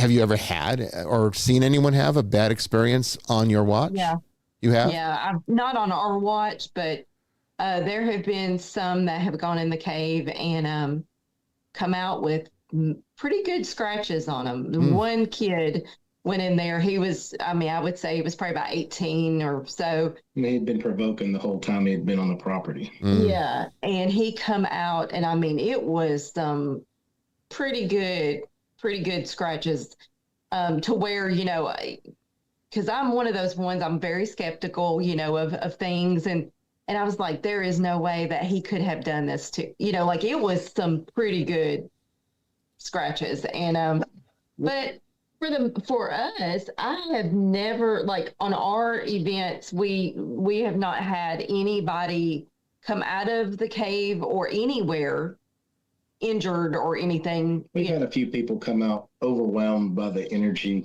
or the amount of energy that they have felt, or the spirit encounter that they've had. They've been overwhelmed.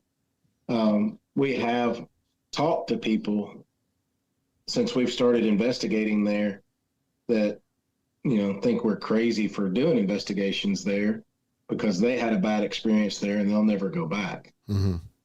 And it's like, well, we haven't had that type of experience. We haven't had a run in with anything there that would, make us go the other direction. I guess the bad thing about that is if we did have something like that, instead of going the other direction, that would just make us get into it more and more to find out what was going on. Yeah. Yeah. And I mean, we call on faith, we're Christians and we call on faith, and, we've always been that way. Mm-hmm. And, but, I know there is times that, I felt uncomfortable before, but, at other locations. Yeah. But there has been, it's a beautiful place to me. There is a family that lives on the land that have lived there for over 20, 30 years. And their house is sitting right above the cave, and they do have activity there in their house.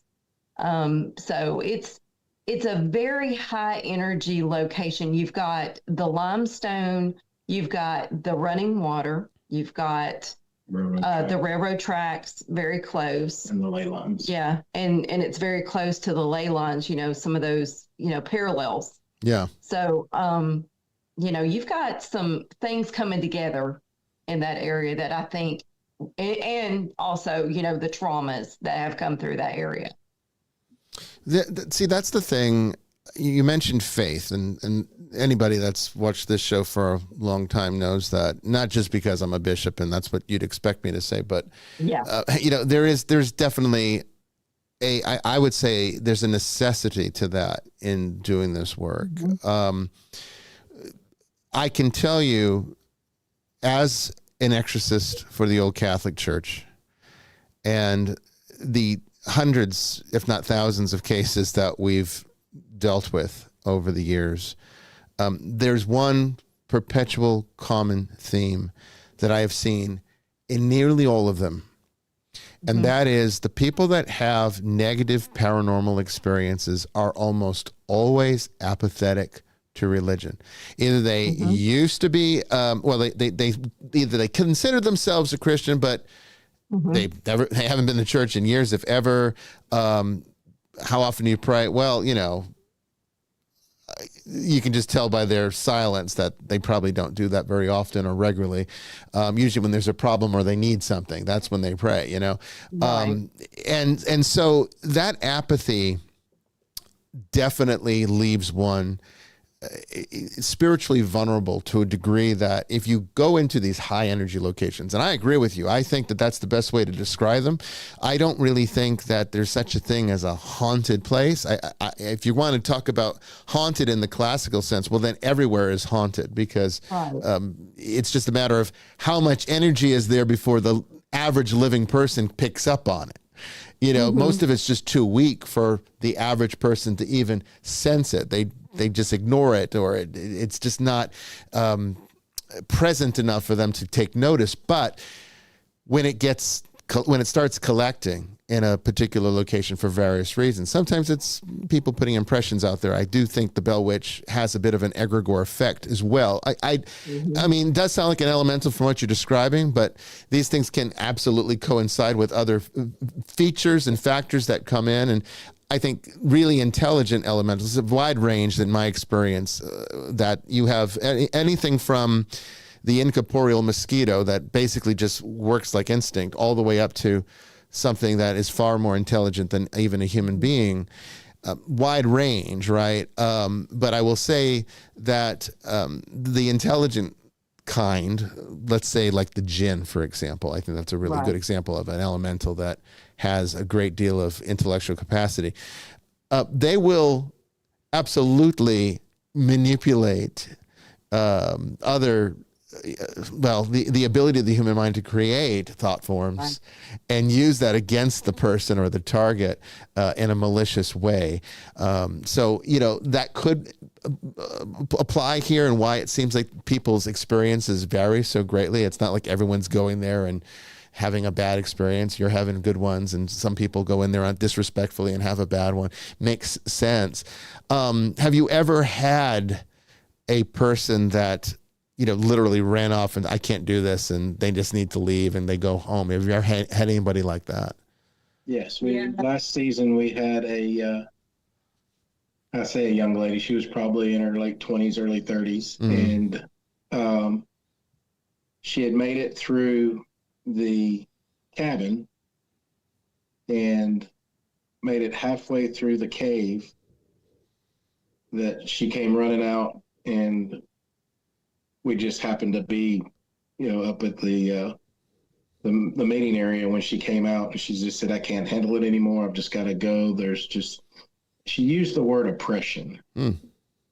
And she was it just seemed like she was, I guess, lack of a better term, just too wide open. That can be a factor. Sure. Not only, when somebody, and this is my opinion or our opinion on this, when somebody comes into an investigation that is as wide open as some empaths appear to be when they come to an investigation, not only are they taking on the energy of the location that they're going to investigate, they're taking on the energy of everyone that's at that investigation. Yeah. So if you've got an investigation that has 30 people there, plus you're on a location that has a lot of high energy, I mean, the only way to really, for them to protect themselves, is to know how to close themselves off. Not a lot of people know how to do that. Yeah. And a lot of that, I think goes along with your faith, mm-hmm. what your protections are. Mm-hmm. Call on whatever you need to call on to help you close yourself off to where all of that energy is not funneling through you. And I think you'll be okay, because a lot of times we'll get people that come to our events, whether it's at the cave or at the hospitals that we've been to, or any of the one-offs that we've been to. And we'll go through a little energy exercise to try to basically ground them. They'll get overwhelmed or affected, and we'll do a breathing exercise, kind of lay hands on and go through this. And it works. I do, kind of what I do. I always ask them first. I say, what do you believe in? If you believe in God, imagine the white light coming down from God and coming in and surrounding you. And you've got that white, and I said, imagine that just coming down, and all of that is surrounding you and encompassing you. And washing away all the negativity. And you are safe. Mm-hmm. You are safe, because with God, you're safe. You're going to, and we need to breathe through this. And, you walk them through those step by steps. And, finally, once they, come around, because we've seen extreme overwhelm, like real extreme. But, you have to just, ground them. And that's the best way to put it. That's what we call it. Yeah.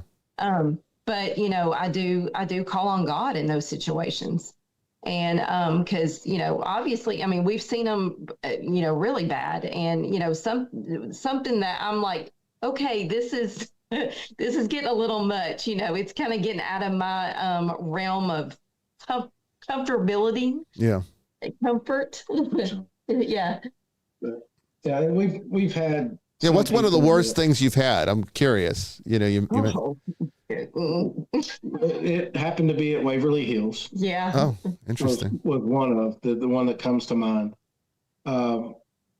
we were in Lois and Audrey's room and doing some work in there.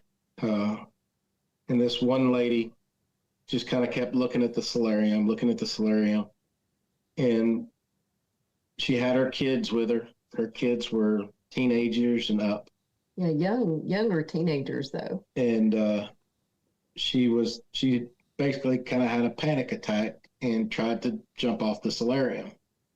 She was wanting to jump off the solarium. Oh my God. So we got a hold of her and basically carried her out of the way, the total opposite end of the building, out to where the loading dock was. Got her out in the grassy area, worked with her. She was fighting us the entire way. She was pushing off of anything that she could get a hold of to stay in the building. And it took a group of us. It was probably 6 of us. Yeah, to get her out of the building. And it was another full-grown man carrying her out of the building. And Well, it's dangerous because, I mean, it's so open, right? It'd be easy to jump off of there. I mean, everything's just open up, so you could easily fall, even accidentally, if you're not really paying attention. one of the other ladies that was with us when we were sitting there kind of walked behind her and put her hand on her shoulder. And the woman kind of turned her head around and looked at her and kind of hissed at her and told her that she was too strong and that she was burning her. Sounds like the person had a lot more going on there. Yeah. Yeah. So we got her outside, got her grounded, got her coherent again. She didn't remember any of it. Her kids told her what happened. They all had a good cry, and everything seemed to work out for them for the rest of the night. Oh, that's good. It kind of brings me to the question that you mentioned earlier about, how entities will pick on someone's faith, or if they're not strong in their faith. One of the things that I've seen and through different experiences with different people and people that have been close to us is the energies or the spirits, or I don't want to go as far as demonic, but those things pick on a person's personal demons. If they're an alcoholic, if they abuse drugs, if they're a cutter, they pick on those things and cause those people to go into that low vibration, depression, anxiety filled attack. You know why that is? You're very insightful there, Ty. You know why that is? Why is that? Demons have no power. They only have the power we give them. And so they need our traumas. They need our sin. They need our dysfunction in order to hurt us. So that's exactly why that is. And that's very insightful that you see that. I don't think a lot of people make that connection. And we had someone we were very close to that we went into a location, and it was a very, very low vibrational location, and a lot of suicides. And, so, and she had tried, suicide, she was suicidal at times, and she was a cutter, and that place affected her. And so he's, like Todd said, we started seeing that, and, and I'm like, that's what they try to do, like you said. And we've seen that over and over again. I mean, maybe not to extremes, quite like the lady at Waverly, but, we have seen that over time. And, it's wild when, people don't realize that when they're walking into these places, That's true. Yeah. And I kind of wish, they knew that concept, or knew that before they walk into places like that, and it affects them so bad. It's unfortunate because the people that are tend to be the most interested in this are probably the ones that should stay the furthest away from it. It's just the way it is. Let's take our top of the hour break here. This is a fantastic and interesting conversation with Todd and Leanne about their experiences with the paranormal. Now, to take us to the break, we've got another new song for you. Now, this is an old song that's been redone for Vestiges After Dark. This was a special one that I was saving for tonight. So you get two for the price of one tonight. This one is We Say Goodbye, the Vestiges After Dark edition. Please enjoy.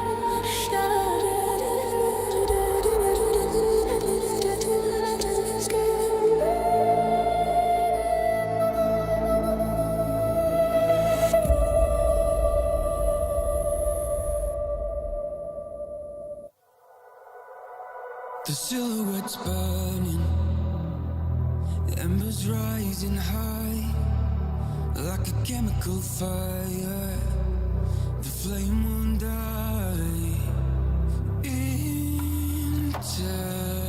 Intertwine, darling, you and I.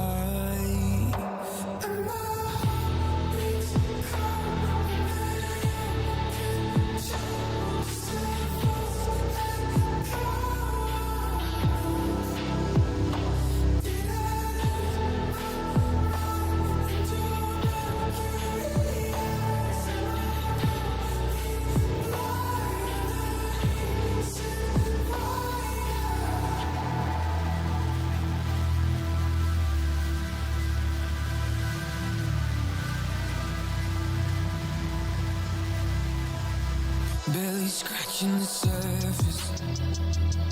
This obsession of mine is feeling the furnace. I'm up all night and we're intertwined. Darling, you and I are more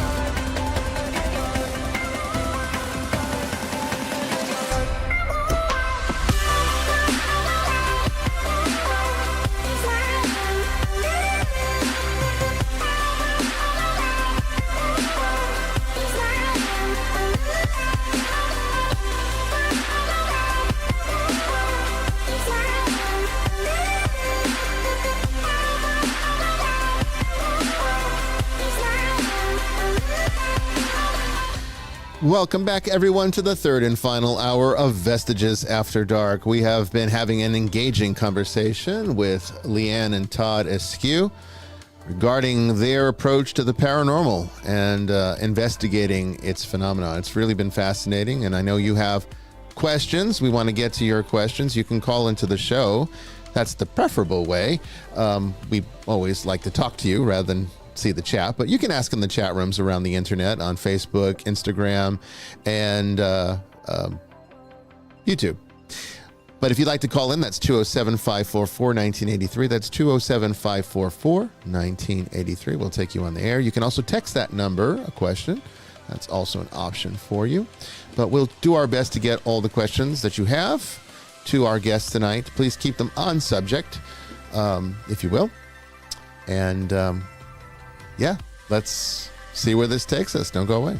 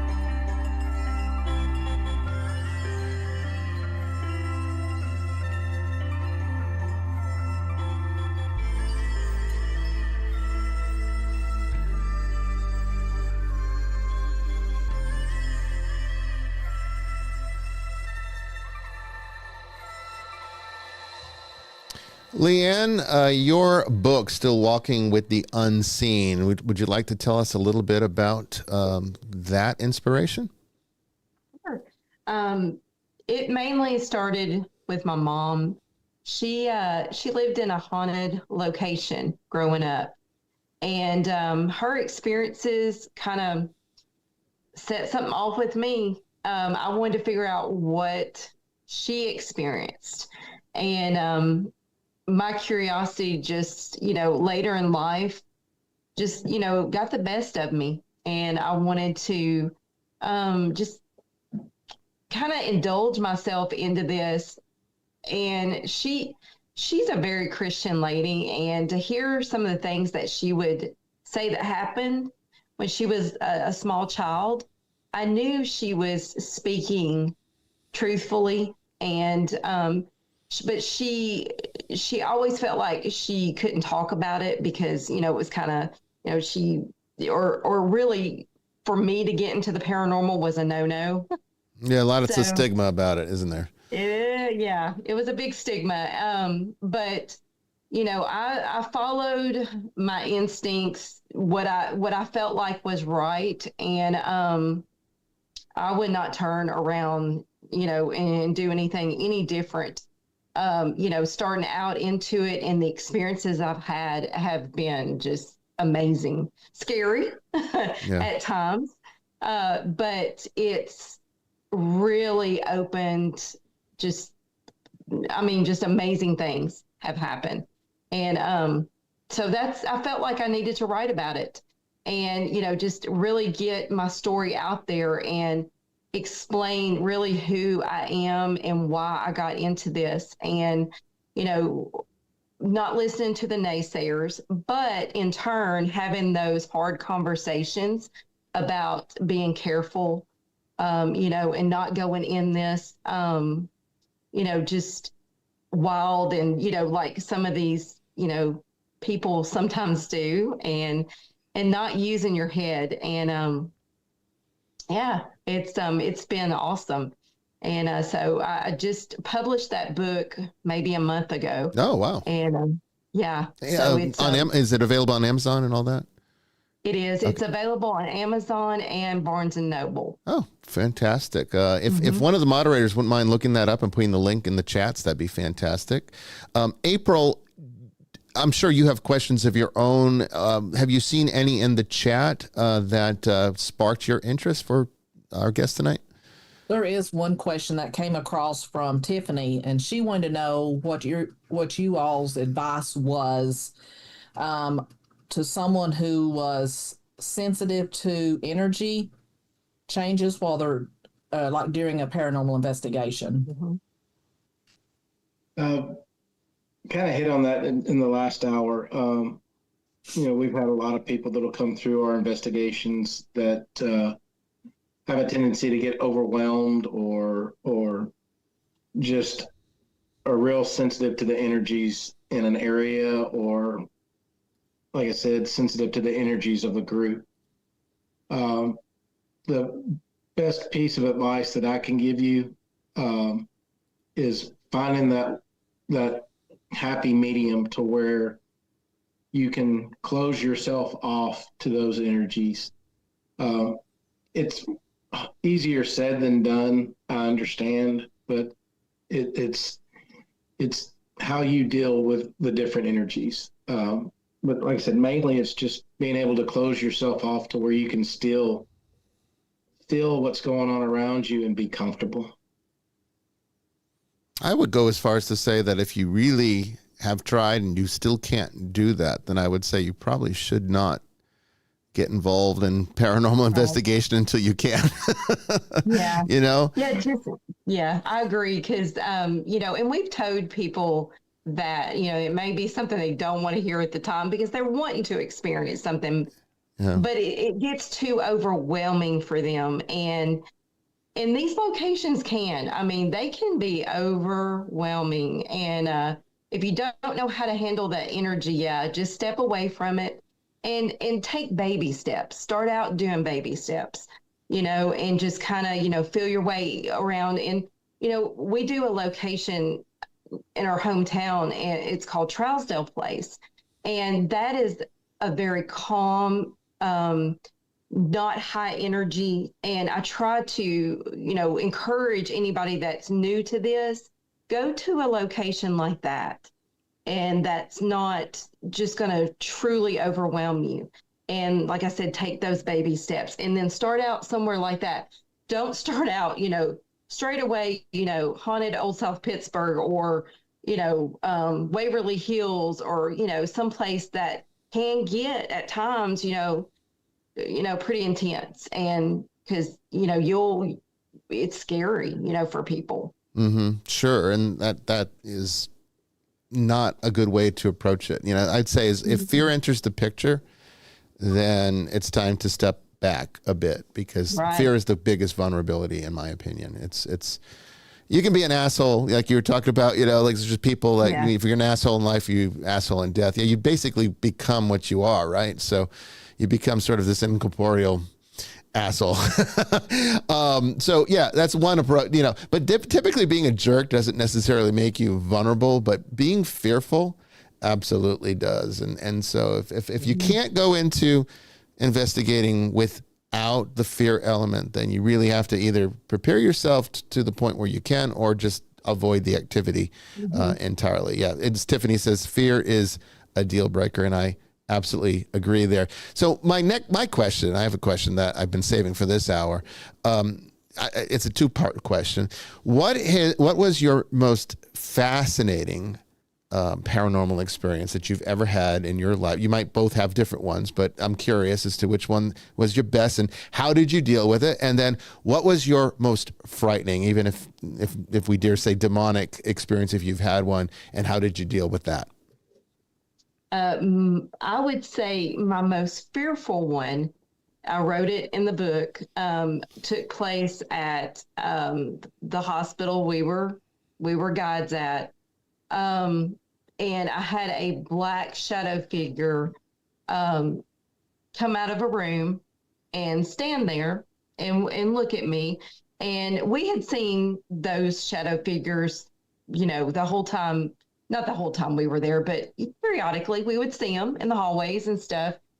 But this one decided it was going to come as fast as it could at me.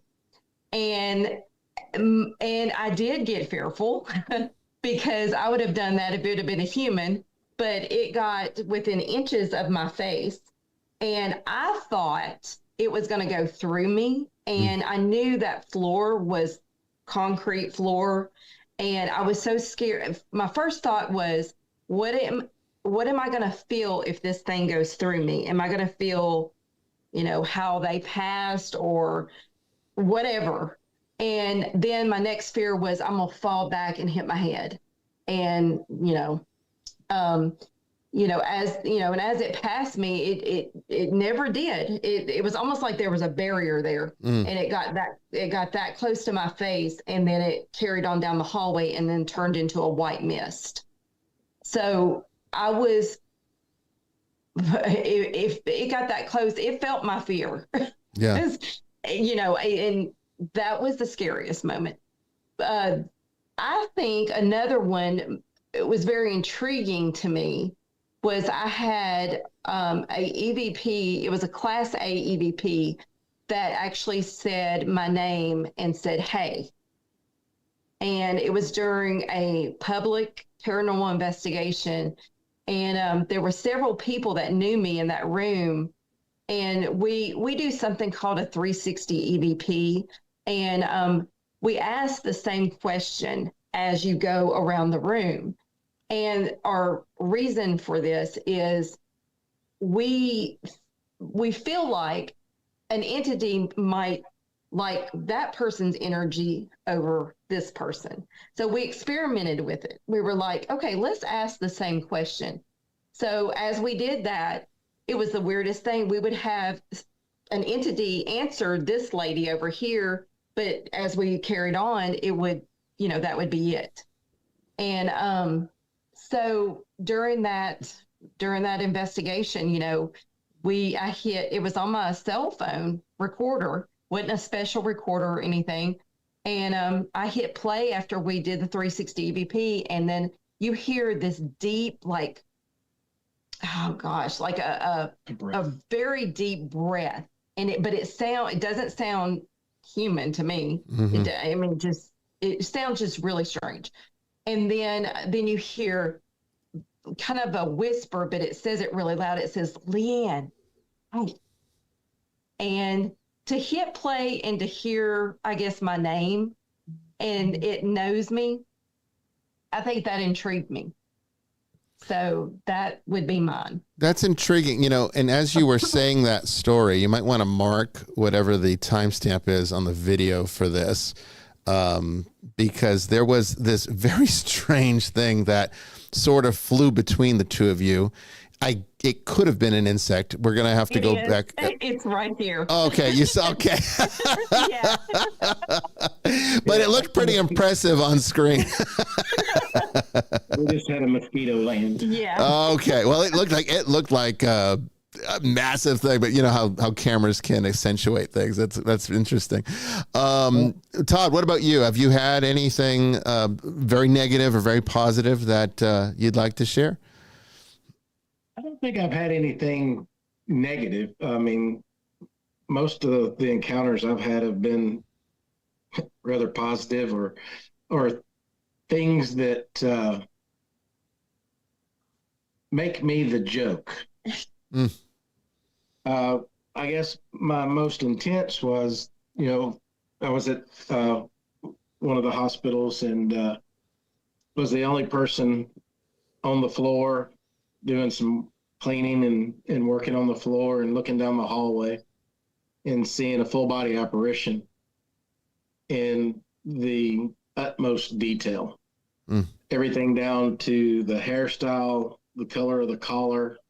It looked like he was wearing scrubs. Wow. But I feel like it was more of an intelligent, because it was like he looked at me when I was looking at him, and we were both trying to figure out what the hell was going on. So it was one of those experiences that, all of us paranormal investigators look for when we're doing this. I've often wondered with things like what you're describing right there, where there seems to be recognition, but they seem as surprised or as shocked as we are. It's kind of like The Others, but not quite. I'm sure you know that movie, right? With the big surprise ending. Okay, I'm not suggesting it's that per se, but what if it's a time slip? What if you're actually looking at a doctor doing their work and they see you and you appear like some kind of strange ghost to them in their time, and you're looking across time into their time? Could it be that? Yeah, and that's what we talked about. A rip in time. Yeah. You're seeing through that veil, but it's just a different. It's a parallel to us. You know, you see you're in that parallel with each other, and then all of a sudden you're seeing through that veil. And I think so. I mean, that's one thing that we've talked about on countless occasions. The two of us, Ernie and Denise, are best friends, with Pac-Man Paranormal. We'll talk, sit down, and we actually think it's a really good thing that we have them, because, anybody else would have that conversation with would think we were nuts and certifiable. But the other thing, I guess, going as far as saying that I'm the butt of the joke or comic relief or whatever, we've been out in the woods doing some squatching things, looking for Bigfoot, and it's become a running joke on the last 4 or 5 locations that we've been to that something gets thrown at me from out of nowhere. It gets thrown at me, and I always blame Ernie, but every time I do, it's like he's at a angle that would be impossible for him to be the one throwing something at me. But there's that. We've been on public paranormal investigations to where I've been in a totally different area of the hospital or the building, and come walking down the steps and turn the corner, and I hear over whatever device the group is using, here comes Todd. And then I'll walk around the corner. So they It's tell, like they tell you. they tell on me. And I have to be on my best behavior when I'm doing the paranormal investigations. They're watching. April, any other questions or anything that you might want to ask tonight? So in the chat, I haven't seen anything, but you have stole all the good questions. But It's part of being a host. I have to have the best questions. I did come up with more. So, and I'd like to hear what you guys have to say about this, because I do paranormal investigations too, and I don't know if I'm pretty sure we've crossed paths before. Yes. So We've been out in Yes, your we building. have. okay, right, that's what I was thinking. But anyway, the question I get asked quite often is, "Aren't you afraid something's going to follow you home?" Mhm. And how do you guys respond to that? Well, we have had things follow us home. For me, it probably wasn't the best reaction, but mind you, it was about 3 a.m. We had investigated all night long, and I was really tired. So we get home, and we're going to bed, and I hear in here in our den a man talking, and he's loud, and I lean up, and I cannot help it. I'm so tired. And I say, okay, we sleep on this side. I know you guys probably don't sleep on that side, but just let me sleep tonight. Let me get some good rest. If you have anything you need me to help you with tomorrow, I will help you with it. But just come at me tomorrow. Just not tonight. Let me get some rest. So, and to be honest, I mean, 9 times out of 10, I don't hear anything else, and I mean, later, if they want to, whatever, they can, if they're in need of something, I'll help them. But, yeah, we have had situations where that's happened. We try to stress, to folks that, when they ask us that question, if it's somebody in one of our groups or something that we're doing, more times than not, people just have to remember that they're the one that's in control. Mm-hmm. And you put it out there, look, whatever's here stays here. You're not allowed to go home with me. This is my domain. You're not allowed. And it's just putting it out there, putting that energy out there. And a lot of times it seems to work.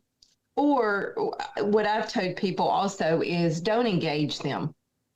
If it's something, if you're fearful of something that's, going on, don't engage.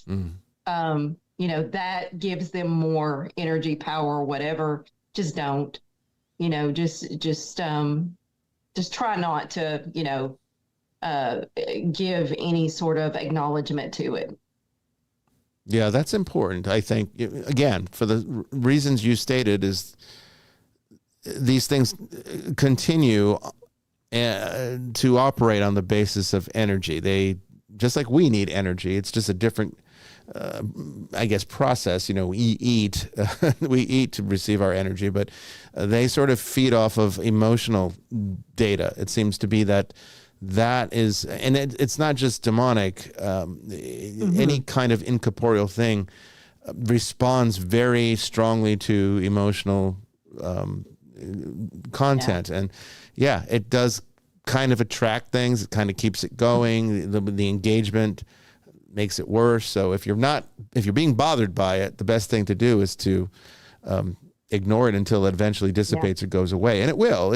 I don't think people really realize that it unless something's strictly attached to the property itself, and has been there longer than probably you have, it's going to dissipate over time. Even haunted locations eventually stop being haunted.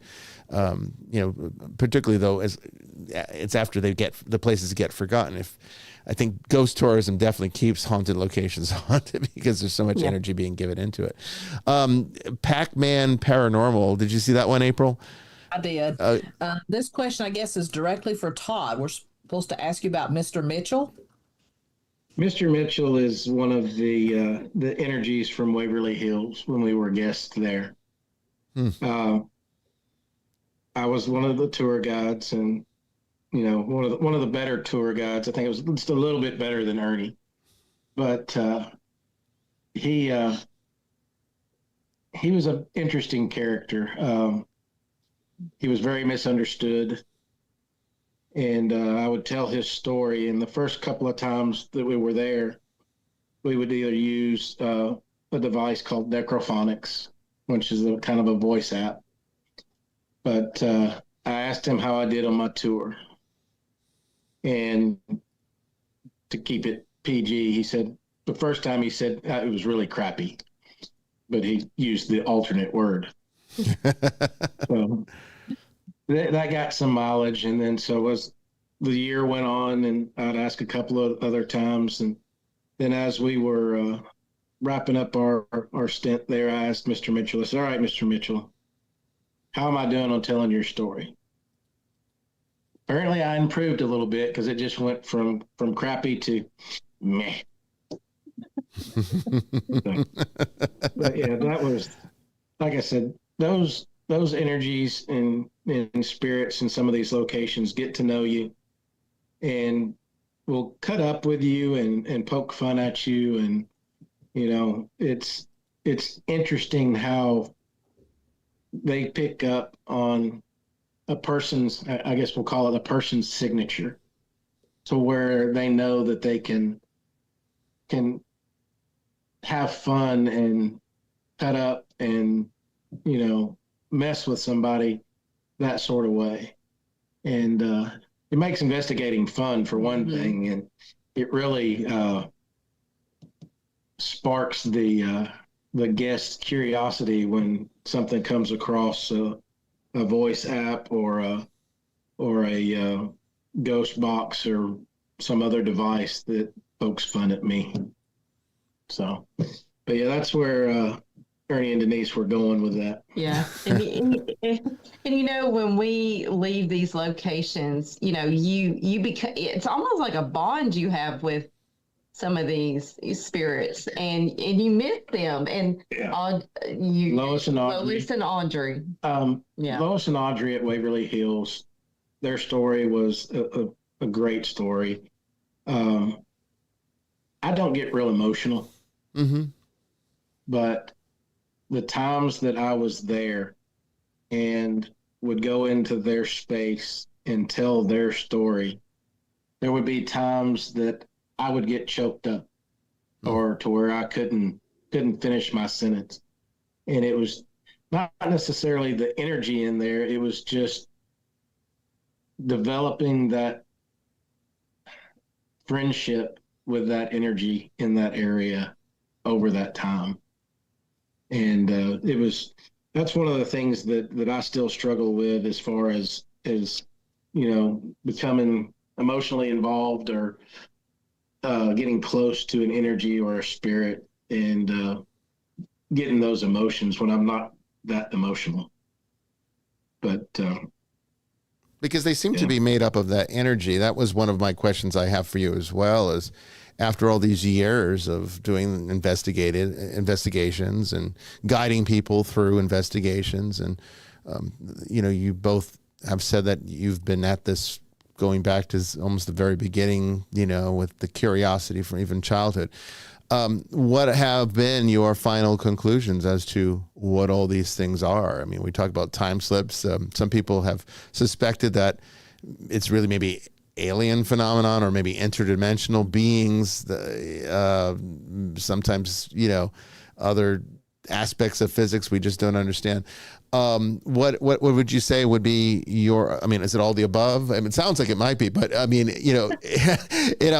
how do you approach the substance of what these things are? Because in my opinion, the lowest common denominator of all these things is that the incorporeal is pure emotion, pure feeling.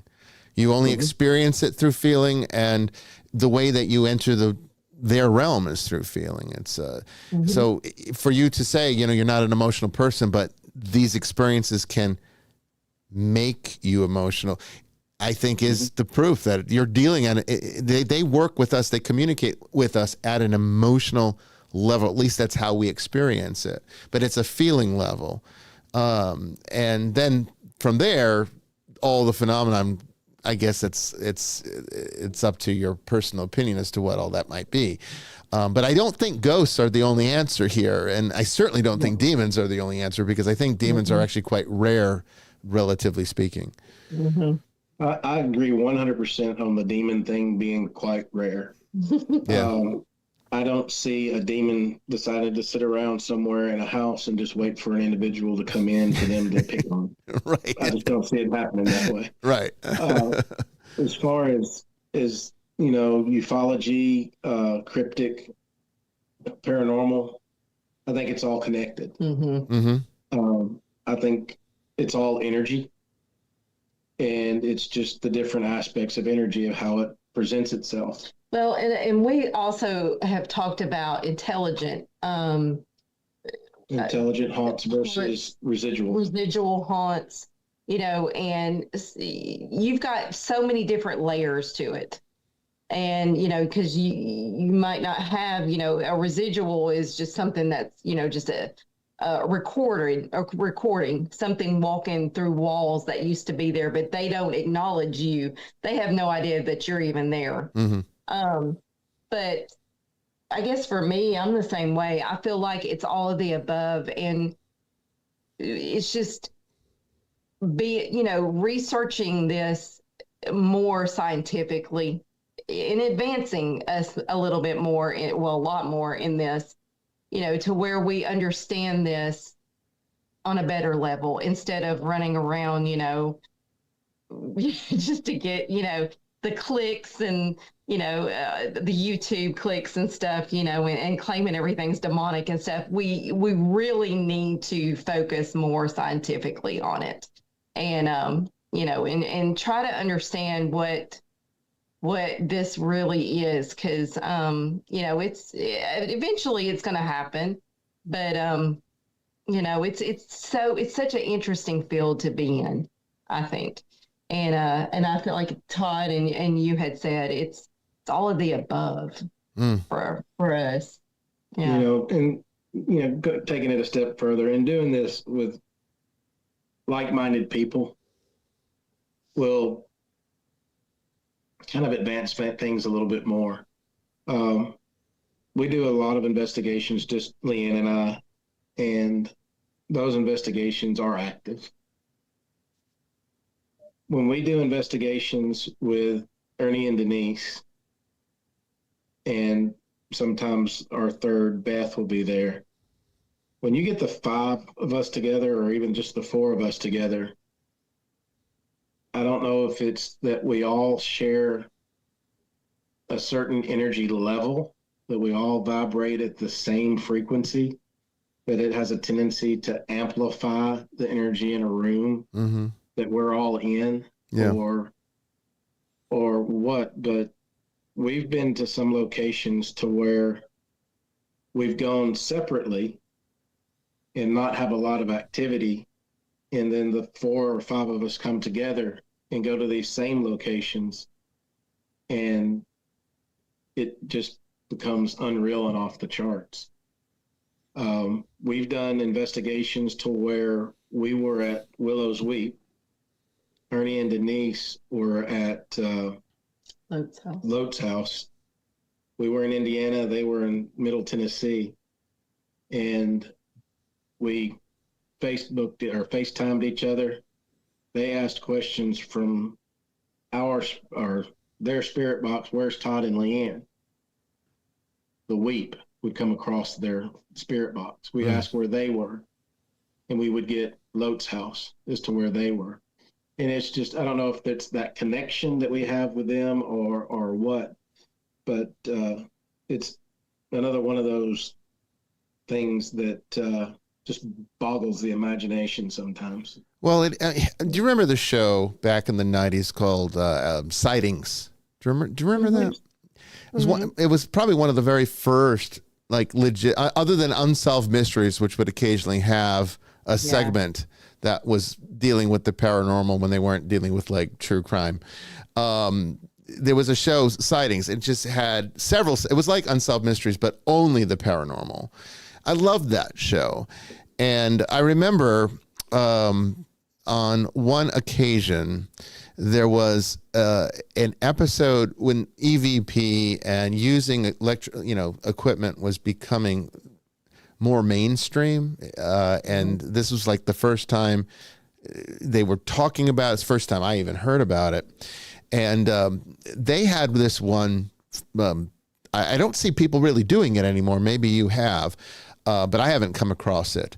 But it was a type of investigating that involved taking a standard video camera, hooking it up to a television so that you could get a live feed on that television, and then angling the camera into the feed so that you started projecting a feedback loop into infinity, kind of using the zoom lens to sort of hone it in and recording that while asking questions. And the first time I saw this, they were talking about the very bizarre results that this would render. And I thought, well, I want to try this, so this might be the birth of how I ended up, doing the work that I do. So I got my video camera out and I hooked it up to a television, and I did everything according to the way it was described in the show. And I recorded in fact, I still have this recording somewhere. I have to dig it out, but it's on VHS. Maybe it doesn't work anymore. I don't know. But I recorded it for about an hour, and I did ask some questions, and the typical things like, is anybody here? Can you tell me your name? The stuff that everybody asks. And when I played it back, it just looked like feedback, right? It just, that kind of weird, twisted kind of a picture that it will create. But when you slow it down and freeze frame, go frame by frame by frame, that's when you start seeing things. And I was shocked at the things that I actually did. So I would say every so many frames, like maybe it's easy because it's a lot of frames. I would say maybe every so many minutes, it would be a lot of painstaking work. You'd have to kind of go through it. And as soon as you see something that looks a little strange, you'd pause, and then you'd kind of like go through each frame. And fortunately, I had a good camera that allowed me to do this well. I kid you not, I had freeze frames of the crucifixion and Christ on the cross. I mean, it was bizarre. But the thing that was the most unsettling about the various weird images that came through, and remember, this is just a live feed on itself, right? I mean, there shouldn't be a picture of the crucifixion there because it's just a camera looking at itself. The thing that was the most unsettling was that in the majority of the frames, sometimes it would be an indistinct object, sometimes a candle burning, very strange.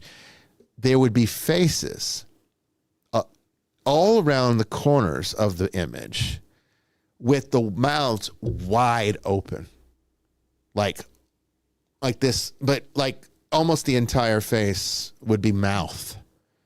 And it was a horrific thing to look. I mean, it looked, it looked evil. it invoked an image of what you'd expect in a horror movie to see as an evil thing. And every single image, even the one with the crucifixion, had that in the corners. Faces and faces, sometimes 3 or 4, sometimes 10 to 15 of these faces of just face with a mouth wide open in this state of like shock and horror. I never really ever got an explanation as to what that was about, but I did have the frame of mind to actually record the images. So I have them somewhere. They're on VHS. I have to dig that out in storage somewhere. But have you ever encountered this phenomenon? Have you ever tried this? No. I wouldn't say we've ever tried anything like that, but I saw in the chat that Denise just put something in there to where they were doing an energy circle in one location, and we were doing an energy circle at a different location, and somehow I showed up in their picture. Kind of like an out of body experience almost. Only, yeah. Astral projection, who knows? Well, and Or doppelganger, Yeah. Yeah. No, they would love that. Put that in their mouth. Yeah, you're right. That's so true. Well, and listen, That would be very. We had a doppelganger at one of our investigations. There was one that our clients, and if you ever come across a client like this or a case like this, tell them not to do it. But they had a gym room that was being used as a meditation room. They took all the furniture out, and it was just a wall of mirrors, 4 walls of mirrors, all looking at each other. That is never a good thing, and particularly if you're already having paranormal problems. But they said the majority of their issues was coming from that room. Big surprise. So we centered that as our investigation. And so we were in there in the dark, cameras going, and I was the one calling out to whatever was in there. I might have even used some of the minor rites of exorcism because people were being attacked at this location. And while I was in the process of this prayer, so I'm looking at the camera is in front of me, looking at my face, doing the prayer, but you can see behind me the reflection of my back in the mirror, right? Because the mirror is behind me. It sees my back. My reflection turned around and looked at the camera, and so it was like almost like a doppelganger kind of effect. And it definitely proved that this location definitely had something going on with it. And it wasn't even, they didn't own the house. It was a rental. So fortunately they could leave. No, go ahead. There was this one time, me and Brandon were investigating at the Gaines House, which is Civil War Field Hospital we sponsor. And we were actually playing your mass. And before we did that, we had our gadgets setting out and nothing was happening. But we started playing the mass and everything was like going all the way up to the maximum level. And then there's been other times that we'll be investigating, and then through the Estes method, it'll come across, or even through our devices, and it'll say Bishop. And it's like, we need help and that kind of stuff. That's just kind of weird when you think about how the spiritual world, we think about distance so much differently, whereas the spiritual world, it's like you can snap your fingers and you can be wherever. There was when I did Ghost Adventures Live, I was brought out for that, but they only used me in the opening sequence to talk to Zach before he went into the museum. And they never really brought me into the investigation. But in that episode, you can go back and watch that one if you haven't already, April. I know you had them on your playlist ready to go. There was a point, I don't remember where it was. I want to say, gosh, I don't remember at what point. You just have to watch the whole thing and listen for it. But they were doing EVP or SB7, honestly. It was SB7. And they call for Bishop. And one of the individuals there said it's calling for the bishop, and they got cut off and distracted, and they went off and did something else. So it never actually happened. But this is something that multiple people have told me, that it's almost as if when they know that. I'm not saying it's me. They're asking for, I believe, the prayers of the church to help them. To move on. I really do truly think that that's what this is that there's a state of fear. Maybe they don't know how to move on. Maybe they have too attached and they've missed their chance. They've lost their way. And then they see the church as maybe something that they remember to be safe. And so they call for me and say, please help me. But that they can only get the word bishop out because there's just enough energy for that. But this is a very common thing that we've encountered. Have you ever investigated with clergy or pastors or anything? Yeah. And do you have a different experience with that when they do? Some locations, yes. Some locations, not really much different than investigating with anyone else. I guess, one of the locations to where we did have a lot of activity geared towards the clergy was at Octagon Hall up in Franklin, Tennessee. Mm. It's another Civil War location, but he was well known there and was asked for a lot. Mm-hmm. But you talk about being asked for by Bishop. It takes a little different turn when you're asked for by name. Mm-hmm. Over at Ernie and Denise's house in there in West Point, Kentucky, they opened their home to private investigations. And we've had teams go in there and get our names. Where's Todd? Where's Leanne? Yeah, you're known around town.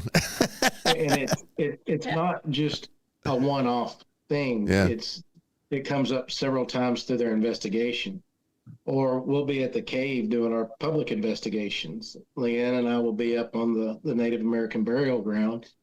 There'll be a team in the cave, and my name will come up and start coming up repeatedly through a totally different device that I've never been around. Mm-hmm. It's just, I don't know how to take that sometimes, or what they would expect from me, but I don't know. I mean, like having Bishop to ask, it seems like there would be a reason. Yeah. Yeah. So, and I struggle with what would the reason be for them to ask for me.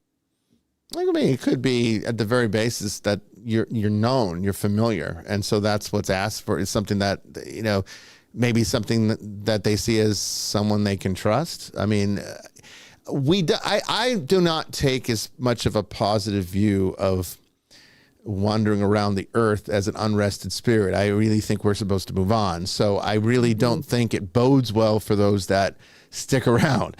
I would imagine from what I have witnessed, if I put together everything that I've witnessed in my work and what various religions have taught about this and other,